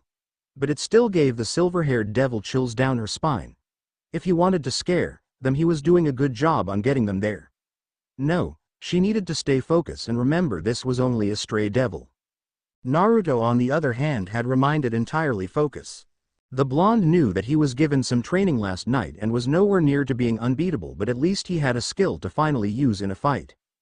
2 against 1, they should be able to win without the fight getting messy or dragging out. The blonde devil felt that the plan to defeating Zabuza was an easy one. He would distract Zabuza while Sikvera had time to prepare a spell to capture him. Easy enough. But this was life, and the truth of the matter was that all plans were subject to change on a moment's notice. Letting out a deep breath, Sikvera used her senses to try and located the stray devil in the fog. As she searched for his aura, she felt that something was amiss. It felt as though the presence of the devil was all around her. That his very being was lace in the fog. And that frightened the silver-haired devil. If she couldn't find him by sensing for his aura, then they were left open for a sneak attack. And in an instant the fog cleared a path in front of them. The 2 didn't move as they awaited for the fog to stop. Within moments the fog revealed the very devil they were looking for. But he was not alone. Another short figure was standing next to the stray devil. But Sikvera was not only surprised but slightly afraid. She couldn't sense his power, and that frightened her. That one figure was unknown and he could be the deciding factor on how this fight outcome will turn out. The figure outfit consisted of a pinstriped outfit which stopped at their knees. The top is a green haori with white trimmings, and around the waist a brown sash with a fringed trail wrapped around the waist twice. A pair of light brown platoon sandals with straps in the same color as the kimono and nail polish on the person's fingernails and toenails in matching blue-green color. The figure long hair was gathered in a white bun holder, while 2 locks of the hair fell loose framing the figure face, bound with metal hair cuffs at the ends. A mask covered the figure face. The mask was a white with thin, curved eye holes and a red wavy design in place of the mouth. Zabuza wearing bandages like a mask over the bottom half of his face, those bandages loosely tied around his neck like a scarf. He wore a sleeveless black shirt and matching pants, complete with a waist guard, and yet again, striped wrist and leg warmers. And finally on his back was a giant sword strapped to his back. The sword was massive broadsword shaped like a giant butcher knife's, and for Naruto it installed fear into his body. But Sekvera knew that the sword wasn't there for looks. This was a devil that was once a knight and she knew that he had the power and the speed to carry that broadsword as if it was a normal simple sword. In the back of both of their minds they both knew that they should run, but their body refused to move. Yet, Sekvera knew it was time for her to gather her courage and face this stray devil with everything she got. But the alarms in Sekvera's mind were going off. Just the fact that now there was another person with Zabuza meant that one of her plans was in trouble. Her eyes flickered to Naruto for a brief second. One of her plans involved placing a magic crest on the blonde chest. She didn't have much time to properly train Naruto. Because of that she was forced to give him enhancements to toughen his body for the fight. The enhancement was a magic spell known as reinforcement magic. Reinforcement magic is a difficult magical skill. It's with the purpose of pushing a basis to the utmost. It is the foundation of all mage craft that enhance the existence of the target by pouring magical energy, but as no clear expression of how much it can be enhanced is defined. Almighty reinforcements are rare. It is the same as adding something to an object that is already complete. In case of failure the target will receive it as a poison. Success requires a good grasp of the inner structure to fill openings with magical energy. Reinforcing the purpose of existence would be increasing the sharpness of a knife, the nourishment of food, or in the case of a living creature, physical strength and durability. It is impossible to reinforce something vague. As living things will resist invasion of magical energy, reinforcing someone else is the hardest. Sekvera had a very hard task in front of her. She had 2 tasks that was required of her at once. 1, she was going to be supplying Naruto with the magic for his body, and 2, she was going to be facing Zabuza at the same time. It meant that her magic was going to be quickly draining itself to help supply Naruto throughout the fight. While she was confident in her skills and in her magic reserves, she just knew that she couldn't have a prolonged battle. But now with another person in the battle meant her plan was quickly vanishing. Now she had to worry about another enemy.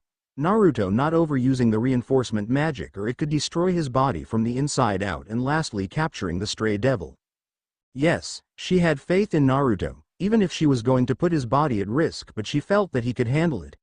As a devil she knew that there was no rewards without risk. And here she was putting a large risk on Naruto. She warned him about the danger of the magic, but he was adamant about allowing his body to be put through the risk. But gave him the warning if he felt his body felt like it was ready to break down to disconnect the link from the magic seal. You have arrived, young devil. Zabuza's gruff voice rang throughout the mist. Sekvera stood firmly on her feet, and tried to stand as brave as she could. She didn't want to show fear in the face of the stray devil. Last chance. You can run now or die where you stand, was the final warning she received.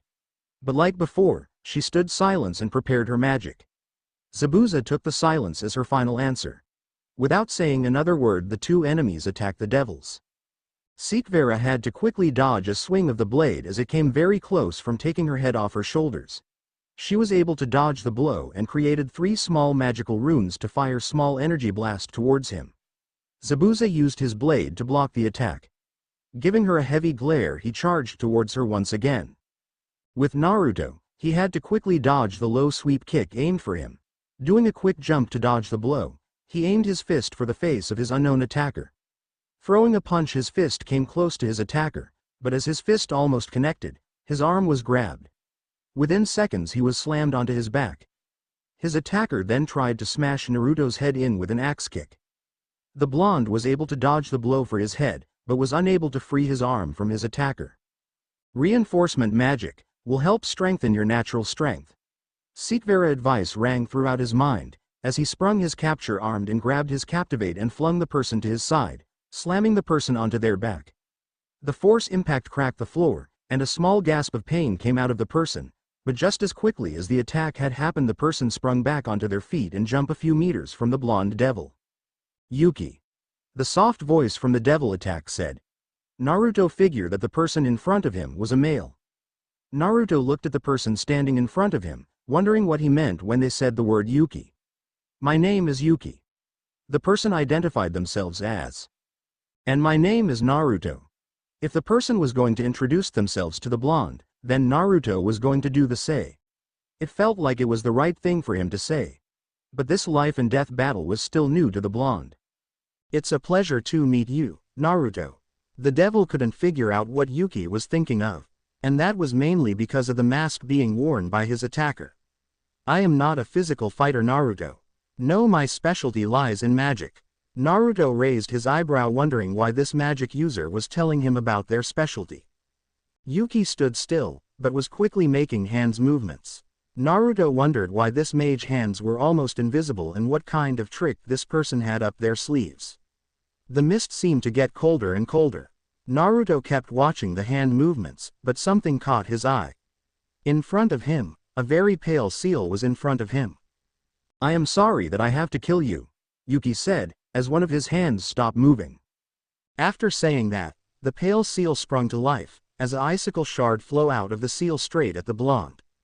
Blue eyes widen as the shard rocket towards his head. Naruto quickly dropped to the ground to avoid the blow, but heard the shard smash into the ground behind him. I hope you don't believe that was it. Yuki's voice rang throughout the mist. Naruto looked up and saw multiple seals in front of him. Without missing a beat, Naruto rolled out of his location as a shower of icicle shards rained down on previous location. Quickly jumping back to his feet, Naruto took a quick glance around his surroundings and noticed that all around his the pale shining of the magical seals were all around him. And in the next instance every seal fired shards at the blonde. His eyes widened, as time seemed to freeze for the blonde-haired devil. Acting on pure instinct, Naruto quickly rolled out of the way as the ice dug into the floor. Taking a deep breath, the blonde devil got back to his feet and rushed towards the ice user. Within seconds Naruto was in front of the ice user. His fist cocked back, he threw a strong right uppercut that connected to the jaw of the ice user. The moment his fist connected with his opponent's jaw, Yuki scattered into pieces, stunning the blonde. Unknown to the blonde, an ice mirror appeared behind him. As Naruto was trying to figure out what had happened to his opponent, he didn't notice someone sneaking up behind him. He was sprung around and saw that Yuki was behind him, ice needles in hand. In the next instance Yuki slashed at his face, drawing blood from the young devil. Naruto took several steps back, holding his cheek.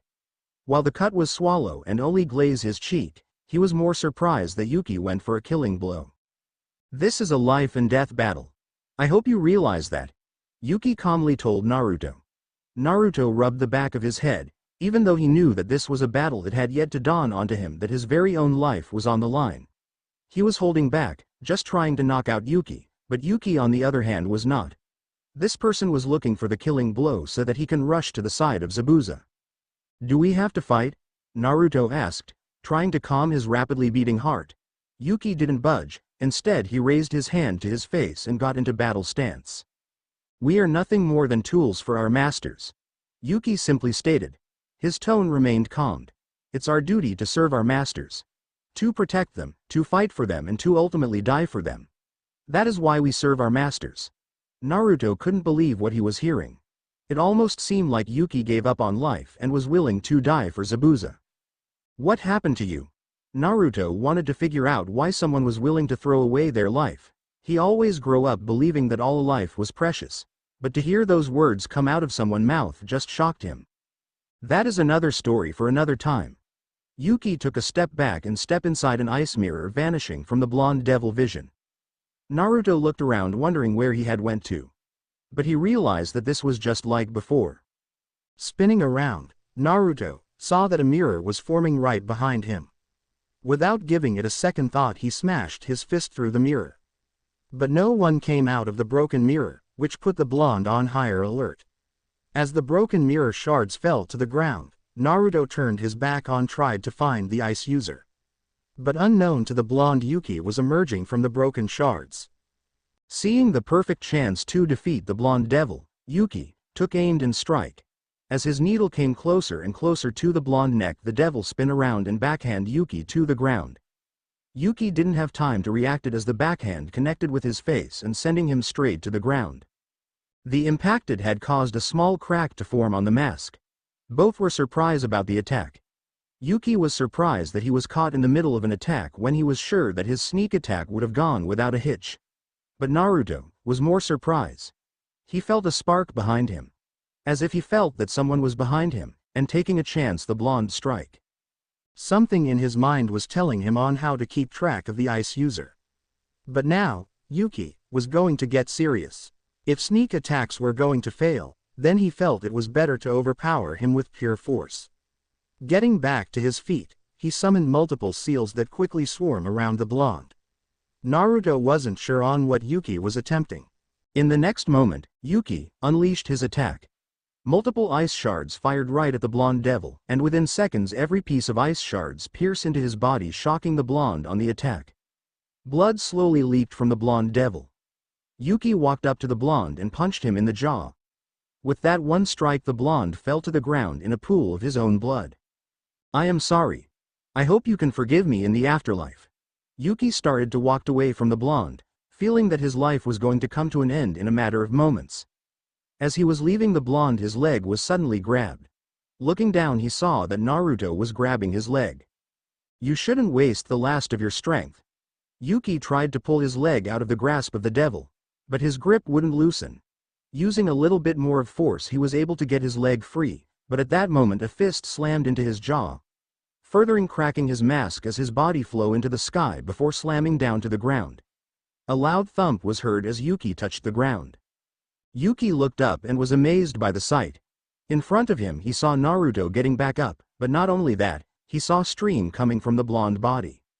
He was more amazed when he witnessed the ice shards slowly being pushed out of his body. Weakly getting back to his feet, a chunk of his mask fell off, revealing pale skin under the piece that fell off and blood falling from his mouth. Knowing it was better to regroup, he quickly summoned another ice mirror to escape from the blonde. Trying to escape from the blonde, he took a step back, but as half his body entered the mirror, his free hand was grabbed. Yuki's head snapped back and saw that Naruto had grabbed his arm, and like lightning, Naruto fist slammed once again into the face of Yuki, smashing him through his mirror. The force of the impact caused Yuki to bounce on the ground. Slowly getting back to his feet, he tried to make a defense, but nothing he tried helped him. Naruto came at him with ruthless aggression, not once letting him regain his footing. Punch after punch just kept connected with Yuki. Every time he thought, Naruto, assault was going to come to an end, the blonde devil kept going. Every punch was slowly destroying his mask. Blood was splattered everywhere as Naruto fist slammed into his stomach. Following up, Naruto threw another uppercut to the left side of Yuki's face. Falling back to the ground, his mask finally gave out and fell off his face. As he turned his head, Yuki witnessed another fist about to make contact with his face once again. But the blow never came. Slowly opening his eyes, he saw that the fist was inches away from his face, trembling. Looking up, he saw tears coming from the blonde. "Why?" Naruto whispered, "Why did it have to be you, Haku?" The only thing that Haku did was give him a small sad smile. He knew that nothing he was going to tell him would make sense to him. Sekvera was not faring well against Zabuza.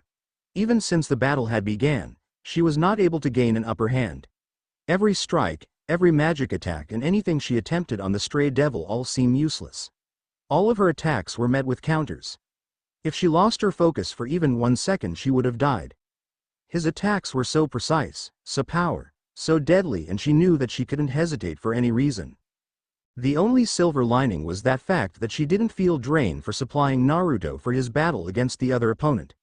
No, it almost felt like Naruto had yet to take any magic from her. Maybe his body was supplying itself, or maybe her magic reserves were able to handle the stress. Either way, she was happy that she was not feeling drained throughout this fight. But she knew that she was going to need his help as soon as possible. She needed him to hold off Zabuza while she set up a powerful spell to defeat the stray devil. Her only offense for the moment were quick spells that had no true power behind them. They only severed to hold off the stray devil, nothing more. She just hoped that his battle was going to come to an end soon. "Why did it have to be you, Haku?" Naruto nearly shouted, as he couldn't believe that the very person he just met yesterday was the same person that was trying to kill him today. He was so kind, so sweet, he was the very opposite of a killer. But here he was, trying to kill the blonde. "It's because we are simply tools for our masters." Haku didn't even hesitate in his answer. It felt to the blonde that he already accepted his fate. "No, we're not. We are living beings that don't simply just die because someone tells us to." Naruto shouted at him. He couldn't understand why someone wouldn't fight to just live. Haku sounded like a defeated soldier that only knew how to battle, instead of an actual living human being. Haku let out a soft chuckle, not surprised on how Naruto was handling their current situation. But then again, this must have been the first time this has happened for the blonde devil.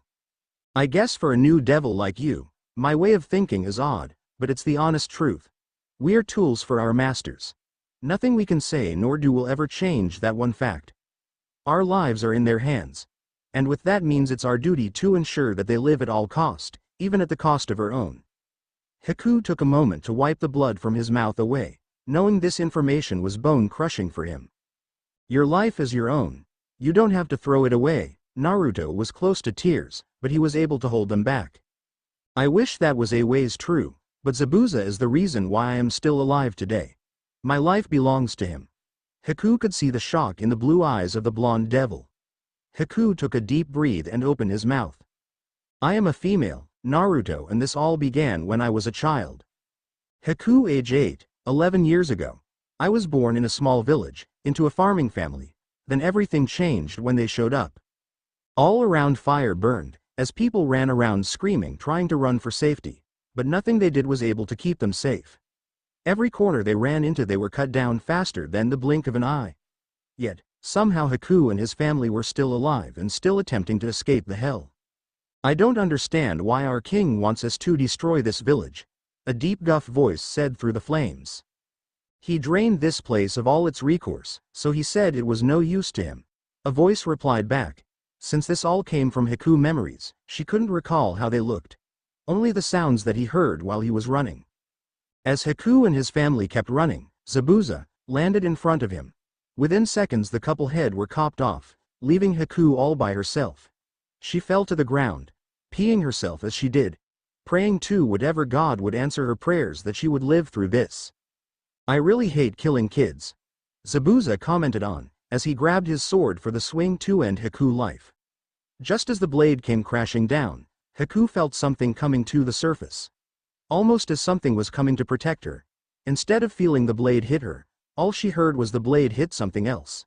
Opening her eyes, she witnessed that Zabuza's blade had smashed against an ice barrier had formed around her. "A magic user," Zabuza said to himself, as he pulled his blade out of the ice barrier, just as he was going to strike once again. A hand placed itself on his shoulder. Turning to the owner of the hand, he saw that it was his king. "If someone was able to block your blade, then they will make a fine addition to my peerage," his king commented on, feeling that he just found the last useful recourse from this village. He summoned his pieces to attempted to place Haku into his peerage. But nothing happened. Every piece he attempted to use had no effect on Haku. She was able to reject every piece that he tried on her. With every failed attempted he only grew angrier and angrier. And once again she rejected his last piece. "Kill this child," the king screamed in frustration, as he didn't like the fact that a powerful mage user was slipping through his fingers. If he couldn't have her, then no one was. But nothing happened. Turning around, he marched to Zabuza, wondering why he hasn't done anything yet. "Didn't you hear me? I said kill this child." As soon as he grabbed Zabuza by the neck of his shirt, Zabuza pulled his blade out and chopped his king head off. Zabuza won. What do you? Without a warning, Zabuza killed his fellow peerage member with one powerful swing. "You are a weak king," Zabuza said, as he started to walk away, not caring for his actions, or now that he was going to be hunted down by other devils. In fact, he was looking forward for all his upcoming battles. Just as he took one step forward, he felt something grabbed his leg. Looking down, he saw that Haku had grabbed his leg. "Please take me with you," Haku screamed at the top of her lungs, tears rolling down her cheek. She didn't care that he just killed her parents. She didn't care that he almost killed her. All that she cared about was that she was saved by him when she thought she was going to die. That was the only important factor for her that truly mattered. "You do. If you follow me, your life will be filled with nothing but danger?" "I don't care. Just take me with you." Zabuza's eyes softened. This young girl was brave if she didn't care if her life was going to be in constant danger, or she was just foolish. But it was her choice. He crouched down and picked up the small girl. End of flashback. Now you know Naruto. Walking up to the stunned blonde devil, she used her magic to summon a sword made out of ice. Without saying another word, she placed the sword in his hand and took a few steps back. "Now Naruto, can you please kill me?" Naruto was left stunned, unsure on how to respond to her request. While he fought with himself internally, they were both being watched by a pair of golden eyes. Off in the distance, a black cat was watching the whole fight, enjoying the battle between the two. Naruto was shocked. He couldn't believe what he was just told. Haku, the very person he just met, had asked him to kill him. Believing that her life had no more worth after being beaten by the blonde, she lost the will to live. No, that wasn't right. Just because you lost a fight doesn't mean you should just allow yourself to die. All life was precious.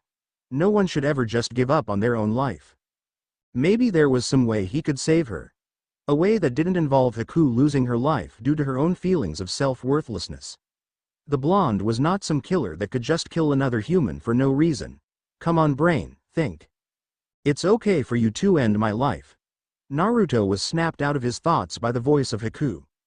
Even when talking about dying, she just kept a calm expression.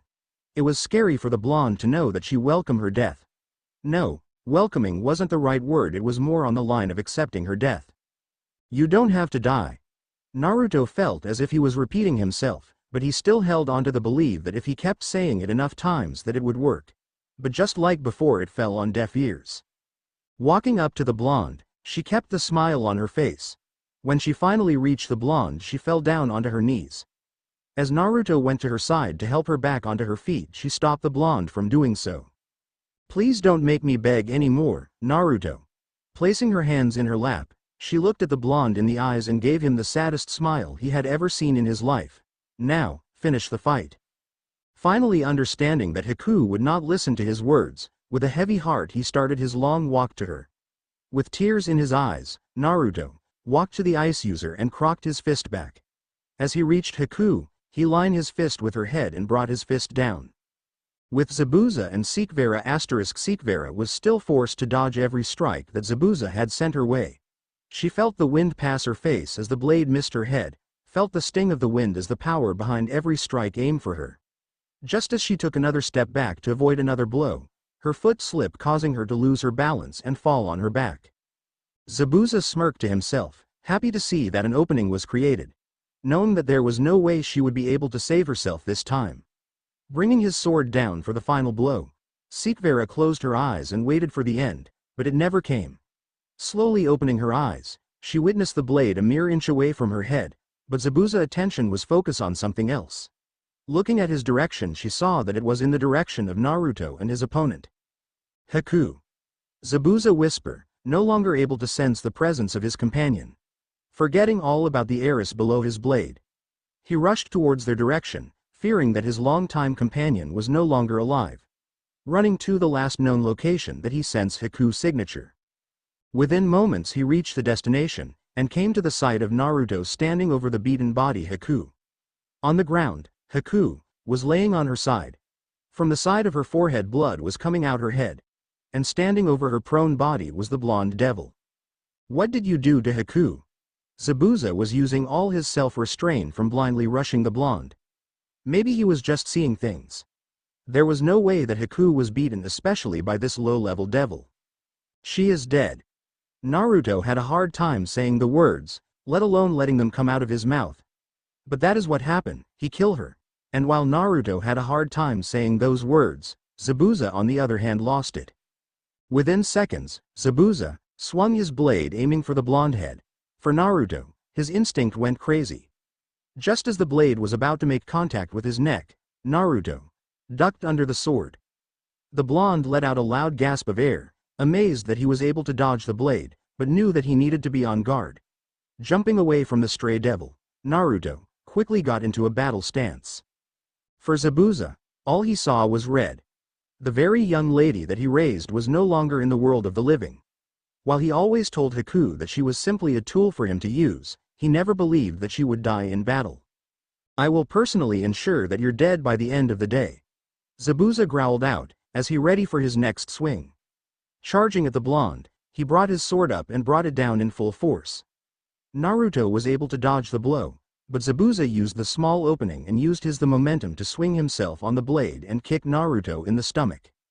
Stumbling backwards, Naruto held his stomach amazed at the counterattack by the stray devil.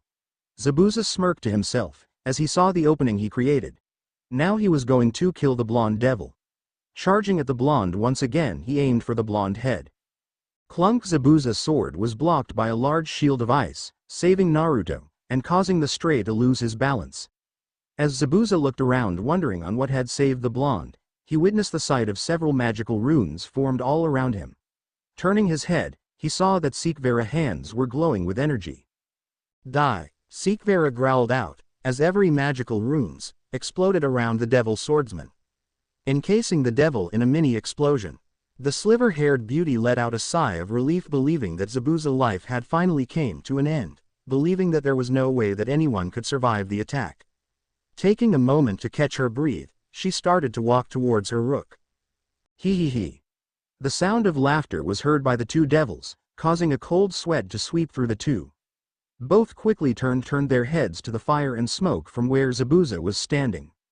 Emerging from the fire, Zabuza stood tall, covered in burn marks, with a patch of fire burning his arm. A small amount of blood was coming from his mouth, and the most crazed grin was on his face. Picking up his cleaver, he slowly started to march towards the two devils. How did he? Naruto was amazed at the sheer durability of Zabuza. While he knew that a devil's body was stronger than an average human, to see that it could withstand a small explosion was just amazing.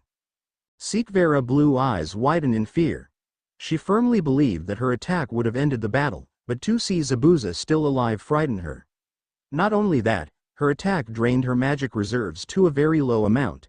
She wouldn't be able to repeat her attack again, well, not without a small rest. Yet she knew that asking Naruto to stall Zabuza might be suicidal. She had to think. There had to be some way to win this fight.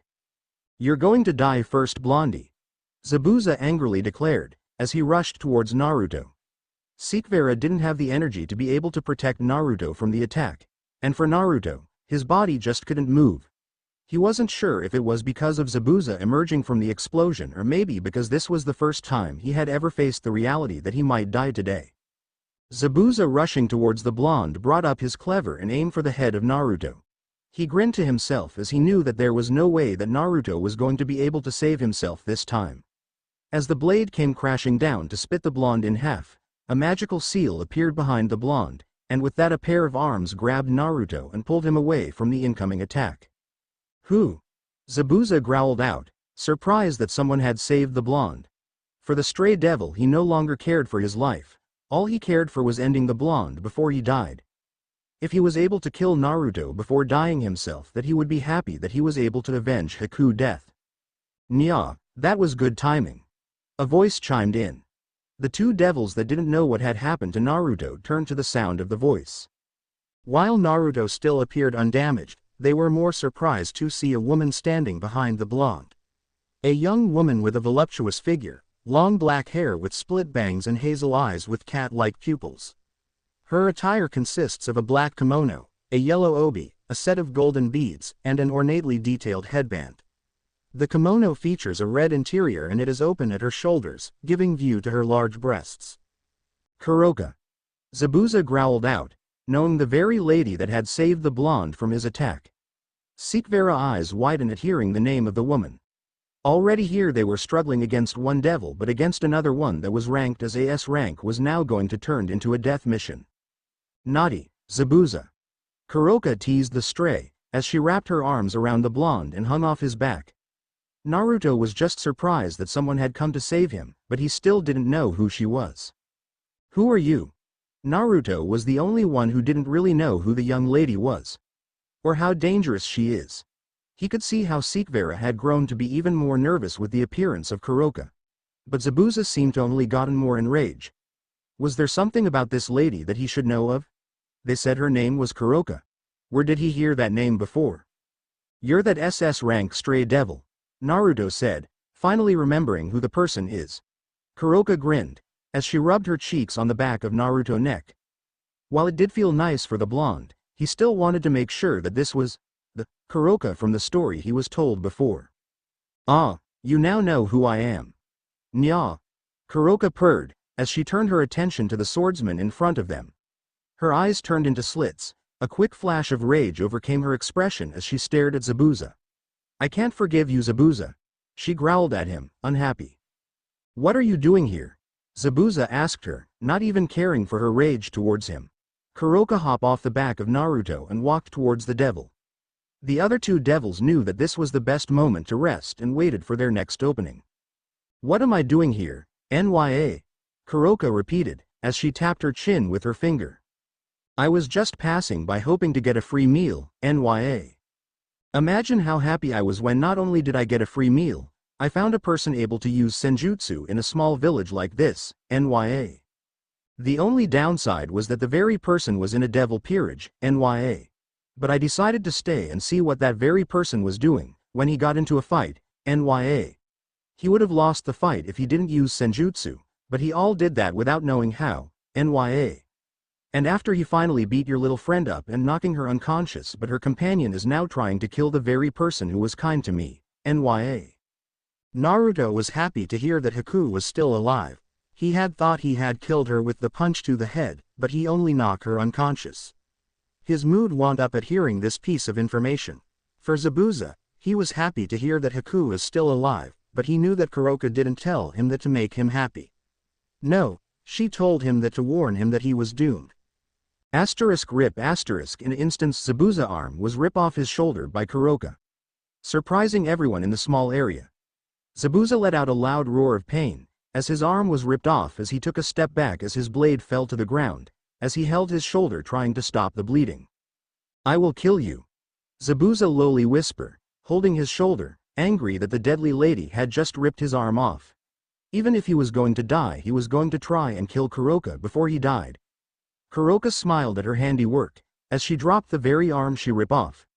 Zabuza pulled a hidden knife that he hid in his pants, charred at the stray devil. Kuroka's smile never left her face as she pointed her hand at the charging devil. As he got closer to her, she used her powers and shot out an orb of energy at Zabuza. Within the next moment Zabuza fell down face first as the orb Kuroka created hit him in the leg. Looking down, he saw a large strain of blood coming from his leg. Getting up, he tried to attack her once again, but life before Kuroka shot him down before he could reach her.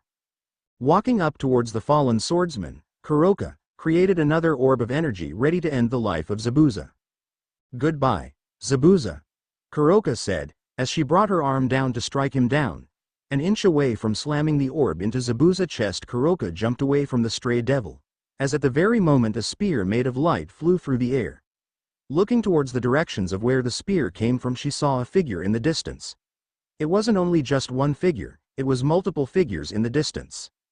Holy energy, Sekivara commented on, shocked to see a holy spear had been thrown at Kuroka.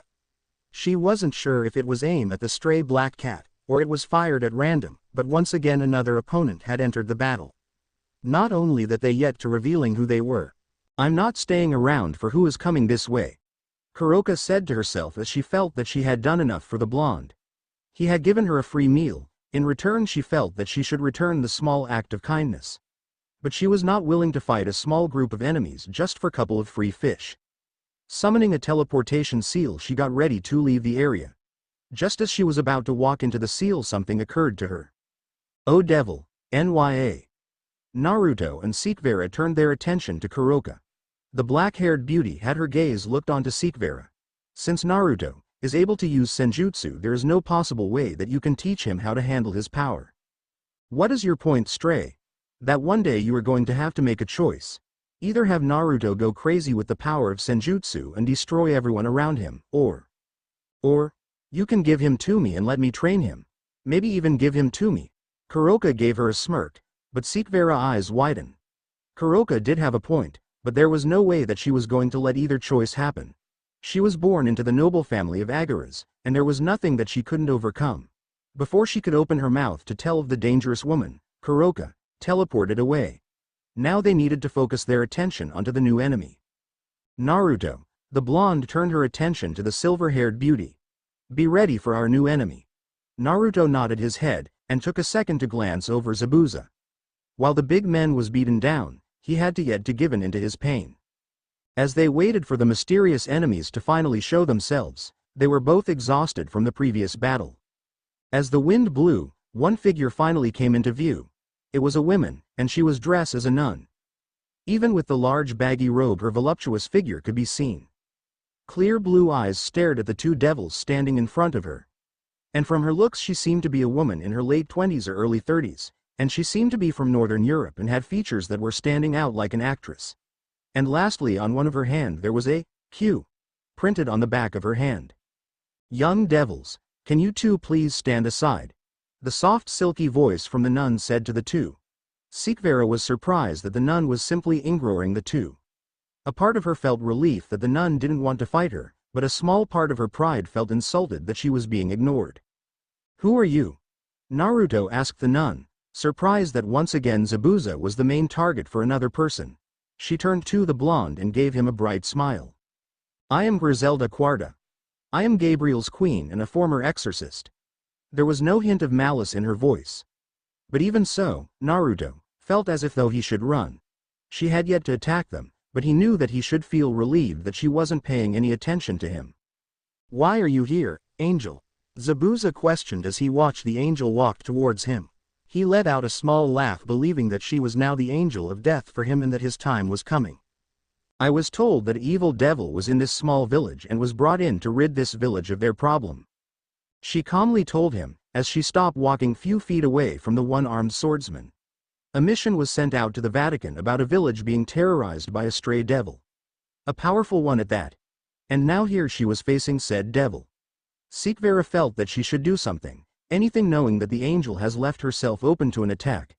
But a part of her brain told her to stand in her spot and do nothing. She chose to do nothing.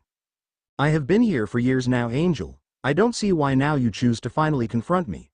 Zabuza told her, as he slowly stood back up on his feet. He now knew why she was here, but still couldn't figure out as to who called her to this village. That is odd. I was told you recently came into this village, Griselda said, as she waited for the devil to attack him. Haku loves this village. I cannot allow anyone to take this village from her. Zabuza whispered to himself, with his only arm slowly reach for the combat knife to his feet. He couldn't allow himself to be killed here. Haku was still alive, and this village is the one they had chosen to stay in for a long peaceful life. But now people wanted to take that away from them. He was not going to let it happen. Without a second thought he rushed towards the angel. Catching her by surprise, he swung his knife for her throat, hoping to slit her throat open and kill her in one quick movement. While it might have worked on a common person, the person he was fighting was not a common person. As his blade came closer to cutting her throat, Griselda quickly avoided his attack. Without a second thought, Griselda summoned a sword made of light to cut off his last remaining arm. Jumping away from the angel, Zabuza knew his time was slowly coming. Both his arms were gone and he was surrounded by enemies. For a man who had seen many battles, he knew that there was no other way for him to escape. Griselda was not going to allow him to rest. She began her chase for the injured devil. In no time she was once again in front of the swordsman and ready to deal the final strike. As she readied herself to bring her holy sword down, something came crashing into the side of her body, knocking her and whoever slammed into her into the ground. Looking up, she saw that it was the blonde devil that had knocked her down. You don't have to kill him, he firmly told her, not wanting to see anyone to die today. He saw that everyone could just walk away from this fight. Griselda smiled at the blonde, happy to see that he didn't want violence, but she knew that Zabuza was not the type to be taken in alive. Sekvera on the other hand was afraid. Naruto had put himself in the middle of the battle, and either one could kill him without any warning. I wish that could be true. She told him, as she pushed him away from her. She could feel that he had a pure heart, but at the same time knew that he had yet to realize what kind of situation this matter was. As she tried to get back on her feet, she was once again knocked back down on her back. Now she was getting a little angry with the blonde devil. We don't have to fight. Once again Naruto was pleading with her. She wanted to tell him to stop being naive, but as she was about to open her mouth, the sound of clapping was heard in the distance. The four devils looked to the source and saw a group of 10 was walking towards them. In each of their hands there was assault rifles in their hands. A large dark-skinned man was leading the group. Thank you, Angel. You did what me and my man were unable to do. The leader of the group told the four, as he let out a loud laugh. He had been waiting in the shadows for the perfect moment to strike, and now was no better time than ever. Zeke, I thought you were no longer going to bother this village after I ran you out. Zabuza said, as he remembered the man's face. The very tyrant he had ran out was not back and with the angel on his side. No wonder why he was badly injured. This was all a setup from the very start. You did, but I just couldn't let myself lose my source of money. Griselda's eyes narrowed. Was she just used to do this man bidding? She was an angel. She could sense the emotions that go through human hearts. At first she had thought the darkness she was feeling was from the devils in the village, and not once did she think that it was from this very male. He had reached out to the church and asked for help on defeating a devil. Not once did she think he was the evil one here. Hey sister, thank you for helping us kill this devil. I know it must be some kind of sin to lie to an angel. But I know I am going to hell with everything I have done in my life. He grinned to himself as he turned to his man. Bring me his head, and kill the rest. He ordered his man. As they all nodded their heads and started to march towards Zabuza. Griselda was in a predicament. She knew that she couldn't fight a human every chance. She could fall due to a rule. The rule made angels had to capture a human alive and not kill them. It had to, because angel had to always forgive their enemy and not fall to the temptation of killing them. Seekvera, seeing the group heading their way, knew she needed to do something. She was able to rest for a bit, and she could cast a spell to stop them, but since it was a large group she needed time to cast the spell to take them all out in one fell movement. Naruto didn't know what to make of their current predicament. Now the enemy was a human. Naruto was just confused on what to do now. Should he fight them or should he just walk away from the fight? For Zabuza, he gritted his teeth and knew that he was screwed. The combat knife was at his feet, but he couldn't grab it. No arms meant there was little he could do to defend himself. He might be able to kill a few if he had the knife in his mouth, but he needed someone to give him his knife. Boy! Zabuza called out loud enough that Naruto could hear him. Naruto turned his attention to Zabuza, wondering what he wanted now. Didn't he know that they were in some big trouble? My knife. Give it to me. Naruto eyebrow raised, wondering what the stray devil had in mind. But knew that this wasn't the time to question his choice. Without a second thought he grabbed the knife and held it up for Zabuza. Why do you want it? I plan to kill them. Zabuza looked at the knife and a sad smile appeared on his face. He couldn't believe that today was going to be his last. After everything he went through, this was how it was all going to end. The only good thing was knowing that Haku was alive. If she had died, then he would have nothing in this world. Yes, since he had started taking care of Haku, he always told her that she was just a tool to him. But that was his way of protecting her. He thought that if she had grown up to be a warrior, that she wouldn't have to worry about anything in the world. Yet, he had grown fond of the young lady in his care. And he realized how much it hurt him when he thought Haku had died. And here he was, getting ready to leave her all by herself. He just hoped that she would forgive him in the future. Boy! Naruto looked at Zabuza, wondering why he wanted to talk to him now. Can you do me a favor? Naruto nodded his head, not sure what else he could do for the stray devil. Make sure that Haku is looked after. Let her know to live a long life. Can you do that for me? I can. Naruto wasn't sure why it had happened, but he had a tear ran down his cheek. He felt that he had seen this before, and just like before he was powerless to do anything to prevent it. Zabuza smiled. At least Haku was going to be safe after he was gone. Quick as lightning he chomped down on the knife that was still in Naruto's hand and rushed towards the enemy. They were surprised at Zabuza's actions, and even though they had better weapons, they couldn't keep up with his movements. One was taken down as Zabuza slashed his knife through his throat, Without missing a beat he threw the knife into the enemy's skull, killing him. Before the man's body could hit the ground, he retrieved his knife from the man's skull. The rest of the group slowly started to get out of their surprise and started to aim their weapons at Zabuza. Once again Zabuza was able to slash one down, before he could shot, but the others started to let loose. Bullets flew through the air, all attempting to kill the devil swordsman, but Zabuza was able to dodge them. He slashed another two down, before a bullet finally hit in the leg. Falling down to one knee, he struggled to get back up but was able to. He killed the one that shot him before charging the remaining enemies. He took out two more, before the last one was able to land a few shots into his stomach. Zabuza started to see darkness, but forced himself to continue his onslaught as he was able to kill the remaining members. But knew that his job was not over, he still had to kill Zeke. With the last bit of strength he charged towards the direction Zeke was heading to. Zeke didn't know what had hit him. One moment he was enjoying the fact that Zabuza was finally going to be killed, and the next moment he heard screaming. He believed that the screaming was from Zabuza and the others. Not once did he think it was his man. When he turned around to see if any of his men had finished the job, he couldn't defend himself as Zabuza came into his view and sliced his head off. As Zeke's head fell to the ground, Zabuza hit the ground with a loud thump. He finished his final mission and there was no regrets for him. Coughing up blood, he saw that the Naruto, Sikvera and Griselda were running to him. Smiling, he knew that he was able to do some good with his final actions, before he closed his eyes. Zabuza.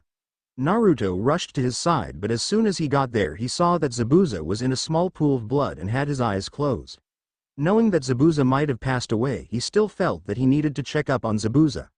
Placing his head on Zabuza's chest, he tried to listen for his heartbeat, but he was met with nothing. It's rare for a devil to act with such noble intentions, the voice of Sikvera said behind Naruto. Picking himself up, he turned to his master and saw that she was struggling with standing up. She had exhausted herself from dodging all of Zabuza's strikes but was amazed on his final moments. Naruto looked to his side and saw that Griselda was paying her respects to Zabuza. He didn't know what surprised him the most. That Zabuza had a golden heart, or the fact that an angel was giving a prayer to a devil.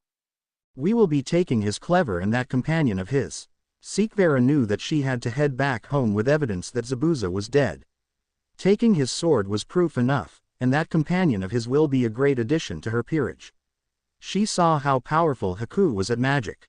Naruto nodded his head as he grabbed the fallen clever and became amazed on how much it weighed. After a couple of minutes of struggling to bring the blade to Sikvera, he went to grab the unconscious form of Haku. Just as he was about to pick her up, a barrier made of light surrounded her prone from. He was surprised that she was being protected and at the same time wondering what had caused it. I cannot allow you to take her. Naruto turned his head and saw that Griselda was walking towards him.